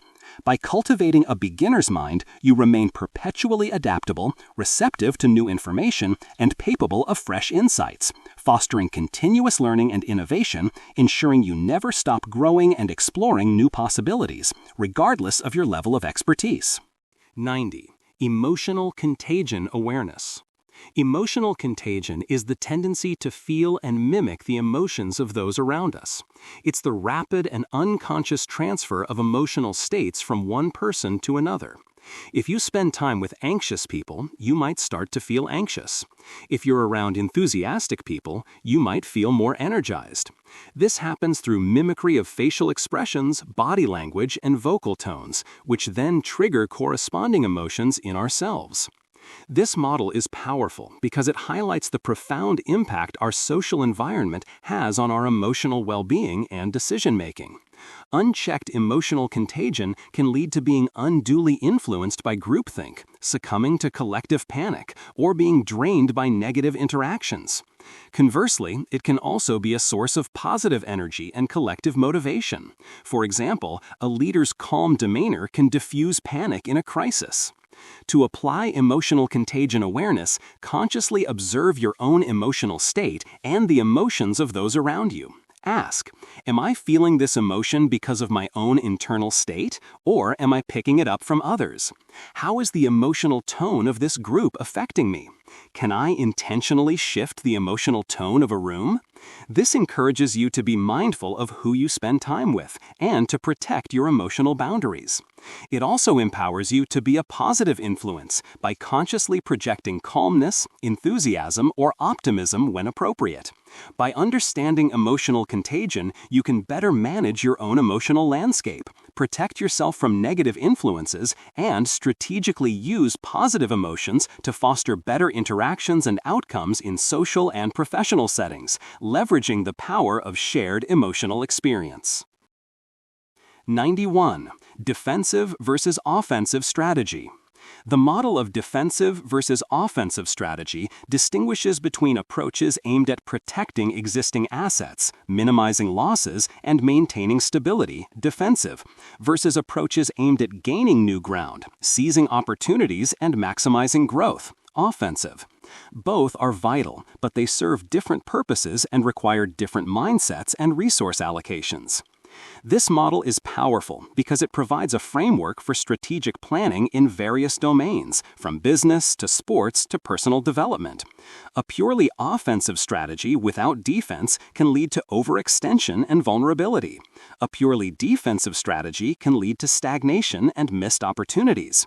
For example, in business, a defensive strategy might focus on cost-cutting and market share protection, while an offensive strategy might involve aggressive new product development and market expansion. In personal finance, paying down debt is defensive. Investing in growth stocks is offensive. To apply this, clearly define your current position and objectives. Ask, am I currently in a position where I need to protect what I have or where I can afford to take risks to expand? What are the potential threats I need to defend against? What are the opportunities I can go on the offensive for? This encourages a balanced and contextual approach. You might employ a defensive strategy in one area, for example, safeguarding your health, while simultaneously pursuing an offensive strategy, for example, launching a new side project. By consciously balancing defensive and offensive maneuvers, you build resilience while also positioning yourself for growth, ensuring both stability and progress in your endeavors, adapting your approach to the demands of the situation. 92. Calibration of confidence. Calibration of confidence is the practice of aligning your subjective belief in the accuracy of your judgments with the objective reality of their correctness. It's about knowing how confident you should be in your predictions or assessments rather than simply how confident you feel. If you say you're 90% confident in something, it should turn out to be true about 90% of the time. This model is powerful because it directly improves the accuracy of your decision-making and helps you avoid the twin pitfalls of overconfidence and underconfidence. Overconfidence leads to taking undue risks or dismissing valid counterarguments. Underconfidence leads to missed opportunities and hesitation. For example, if you're consistently 90% confident in predictions that only come true 60% of the time, you are overconfident and need to calibrate downwards. To apply calibration of confidence, actively make predictions and assign a confidence level, for example, 60, 80, 95%. Then rigorously track the actual outcomes. Ask, how often was I correct when I was X% confident? Where are the discrepancies between my stated confidence and my actual accuracy? This requires honest self-assessment and a willingness to confront your biases. Tools like forecasting tournaments or confidence calibration exercises can help. By systematically tracking and adjusting your confidence levels, you develop a more realistic and accurate understanding of your own knowledge and predictive abilities, leading to better judgments, more appropriate risk-taking, and a more robust approach to uncertainty, becoming a more reliable judge of reality. 93. Default bias check. Default bias is the tendency for people to stick with the default option, or status quo, even when other choices might be more beneficial. When presented with a pre-selected option, individuals are more likely to accept it than to actively choose an alternative. This is because changing a default requires effort, decision-making, and a perceived risk of making the wrong choice. Examples include opting out of organ donation when the default is opt-in, or failing to switch to better utility providers. This model is powerful because it reveals a subtle but pervasive influence on our decisions, often leading to inertia and suboptimal choices. Companies, governments, and designers frequently leverage default bias to steer behavior. Unchecked, it can prevent us from making changes that would significantly improve our lives. For example, staying with an expensive insurance plan because it's the default, even when cheaper, better alternatives exist. To apply a default bias check, consciously identify situations where a default option is presented. Ask, am I choosing this option simply because it's the easiest or pre-selected one? Is this default truly the best choice for me? Or am I avoiding the effort of evaluating alternatives? What would I choose if there were no default option, or if the default was the opposite? This encourages active decision-making rather than passive acceptance. By regularly scrutinizing default options, you overcome inertia, make more intentional choices that align with your true preferences and interests, and avoid being subtly manipulated by design choices, leading to more optimal outcomes in various aspects of life, from financial planning to personal settings. 94. Zero-based thinking. Zero-based thinking is a decision-making approach that requires you to justify every activity or expenditure as if you were starting from scratch with a zero base. Instead of simply asking, how can we improve what we're already doing, or should we continue this, it asks, if we weren't doing this already, would we start it today? It challenges the status quo and forces a re-evaluation of all assumptions.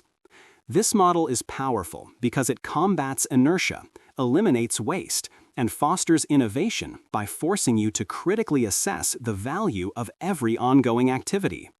Many processes, projects, and expenses persist simply because they always have, without a clear, current justification. Zero-based thinking forces a fresh perspective. For example, in budgeting, instead of incrementally adjusting last year's budget, zero-based budgeting requires justifying every dollar. In personal productivity, it means asking if a daily routine or task is still genuinely valuable, or if it's just a habit. To apply zero-based thinking, periodically review your commitments, projects, and resource allocations. Ask, if I were starting my life/business/project today, would I still choose to do this?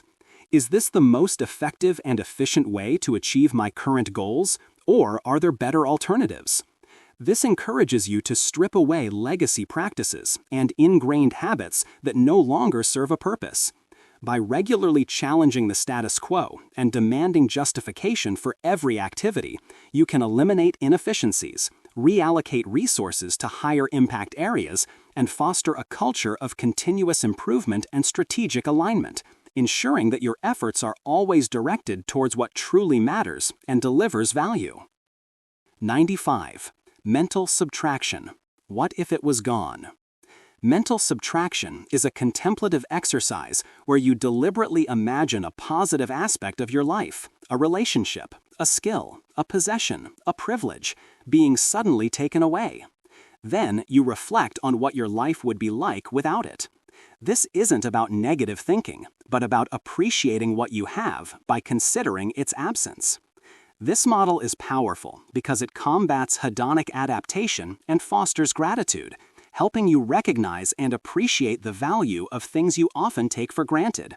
We tend to adapt quickly to positive circumstances, and what once brought joy becomes the new normal, leading to a diminished sense of appreciation. Mental subtraction reverses this process. For example, if you often complain about your job, imagine what life would be like without any job at all, or without the specific skills you possess. If you take a loved one for granted, imagine their sudden absence. To apply mental subtraction, consciously choose something positive in your life that you might be overlooking. Ask, what if this were suddenly gone? How would my life change? What would I miss most? How much value does this truly bring to my life? This exercise typically evokes a profound sense of gratitude and a renewed appreciation for existing blessings. It helps you recognize the immense value of things that have become part of your background. By regularly practicing mental subtraction, you can resensitize yourself to the good things in your life, increase your baseline level of contentment and cultivate a deeper sense of gratitude, leading to greater happiness and a more profound appreciation for your current reality. 96. Threshold thinking. Threshold thinking involves identifying critical points or thresholds beyond which a system's behavior changes dramatically, or a decision becomes significantly more or less effective. It's about recognizing non-linearities and tipping points, where a small incremental change can lead to a large, disproportionate shift in outcome. Below a threshold, an effort might yield no results. Above it, results can be exponential. This model is powerful because it helps you allocate resources strategically, identify leverage points, and avoid wasting effort on actions that are below a necessary threshold. Many processes in life are not linear. They have minimum viable levels of effort or input. For example, a seed needs a certain amount of water and sunlight, a threshold. Less than that yields nothing. In marketing, a certain level of brand awareness might be a threshold before sales truly take off. To apply threshold thinking, analyze your goals and the systems involved. Ask, what are the critical thresholds that need to be met for this to work? Is my current effort or investment above or below that threshold? What happens if I go just slightly above or below this point?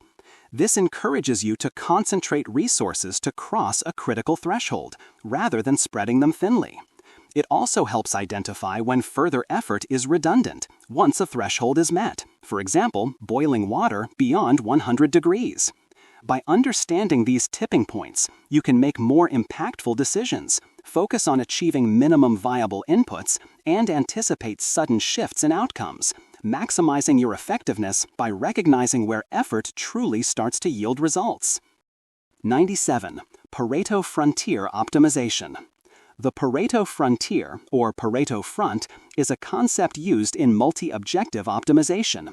It represents the set of solutions that are Pareto optimal, meaning that no solution in the set can be improved in one objective without simultaneously degrading at least one other objective. For example, in product design, you might want to optimize for cost and quality. The Pareto Frontier shows the best possible trade-offs between cost and quality. You can't get higher cost without higher quality, or lower cost without lower quality, on that frontier. This model is powerful because it helps you understand inherent trade-offs and make optimal decisions when faced with multiple, often conflicting objectives. It moves beyond simple optimization of one variable to consider the holistic performance across several. Ignoring the Pareto Frontier can lead to suboptimal choices, where you could have achieved a better balance of objectives. For example, in personal health, you might want to optimize for fitness and time spent exercising. The Pareto Frontier would show the most efficient exercise routines that give the best fitness for a given time commitment. To apply Pareto Frontier optimization, first identify your multiple, competing objectives. Then explore the range of possible solutions and their performance across these objectives. Ask, am I currently on the Pareto Frontier? Can I improve one objective without sacrificing another? What are the inherent trade-offs I must accept? This encourages a nuanced approach to problem solving, recognizing that perfect solutions for all objectives are often impossible. By consciously seeking out Pareto optimal solutions, you make more informed trade-offs, achieve the best possible balance given your constraints, and avoid settling for suboptimal compromises, leading to more robust and satisfying outcomes in complex decision environments. 98. Decision trees. Decision trees are visual tools that map out possible courses of action, their potential outcomes, and the probabilities and consequences associated with each outcome. They start with a decision node, branch out to possible chance events with probabilities, and then to subsequent decisions, ultimately leading to a final outcome with an associated value. They provide a structured way to analyze complex decisions. This model is powerful because it brings clarity and structure to complex, multi-stage decisions, especially those involving uncertainty. It forces you to explicitly consider all relevant alternatives, potential events, and their implications, reducing the likelihood of overlooking critical factors. By visualizing the entire decision process, you can identify the path with the highest expected value. For example, deciding whether to launch a new product. The tree might branch to launch or don't launch. If launch, further branches could be successful market adoption with a probability and value, or poor market adoption with a probability and value. To apply decision trees, start by drawing your initial decision. From there, draw branches for each possible choice. For each choice, draw branches for the possible chance events that could follow, assigning probabilities to each. Continue this process until you reach final outcomes. Then, calculate the expected value for each path by working backward from the outcomes. Ask, what are all my options? What could happen for each option, and how likely is it? What are the consequences of each path? By systematically mapping out the decision landscape, you can make more rational, data-driven choices, especially in situations with multiple variables and uncertain outcomes, providing a clear roadmap for navigating complexity. 99. Personal Monopoly Model. The personal monopoly model involves developing a unique combination of skills, knowledge, and experiences that makes you indispensable and gives you a distinct advantage in your chosen field. Instead of competing directly in a crowded market, you create a niche where you are the sole provider of a specific, valuable combination of attributes. It's about becoming the only one who does X, Y, and Z. This model is powerful because it allows you to escape intense competition, command higher value for your work, and build a resilient career. In a world where many skills are commoditized, a personal monopoly makes you stand out. It's not about being the best at one thing, but being uniquely good at a combination of things that are valuable and hard to replicate.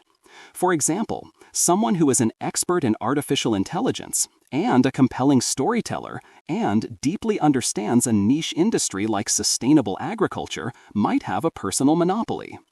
To apply the personal monopoly model, identify your existing strengths, passions, and unique experiences. Then, look for areas where these can intersect with market demand or emerging trends. Ask, what unique blend of skills, knowledge, and personality traits do I possess? How can I combine these in a way that creates unique value and differentiates me? What niche problems can I solve better than anyone else because of this combination? This encourages continuous learning and strategic skill development, focusing on building complementary expertise rather than just deepening a single common skill. By cultivating a personal monopoly, you create a defensible position in your career, unlock greater opportunities, and build a path to lasting professional fulfillment and impact, making yourself uniquely valuable in the marketplace. 99. Self-skepticism model. The self-skepticism model is the deliberate practice of questioning your own beliefs, assumptions, and conclusions, even those you hold most dear. It's about cultivating an internal critic that constantly asks, "Am I sure?" or "What if I'm wrong?" It's not about self-doubt that paralyzes action, but rather intellectual humility that refines understanding. This model is powerful because it guards against cognitive biases, intellectual arrogance, and rigid thinking, leading to more accurate beliefs and better decisions. Our brains are adept at rationalizing our existing views, and without self-skepticism, we can easily fall into echo chambers of our own making. It's the ultimate confirmation bias. For example, before strongly asserting an opinion, a self-skeptical person would mentally or actually try to argue against their own point, seeking weaknesses. To apply the self-skepticism model, cultivate a habit of critical self-reflection. Ask, what evidence would challenge my current belief? What are the strongest arguments against my position? What assumptions am I making that might be incorrect? Could there be another interpretation of the facts? This involves actively seeking out disconfirming evidence, engaging with diverse viewpoints, and being open to changing your mind. It's a continuous process of intellectual refinement. By consistently practicing self-skepticism, you develop more robust and well-tested beliefs, improve your ability to reason objectively, and maintain intellectual agility, ensuring that your understanding of the world is based on solid evidence rather than unexamined conviction. It is the final, crucial model that allows all others to flourish, fostering a lifelong journey of learning and truth-seeking. Thank you for joining us on this deep dive into 100 of the most powerful mental models for life. By integrating these frameworks into your thinking, you're not just acquiring knowledge, you're upgrading your operating system, equipping yourself with the tools to navigate complexity, make wiser decisions, and live a more intentional and fulfilling life. Keep learning, keep questioning, and keep applying these models to unlock your true potential.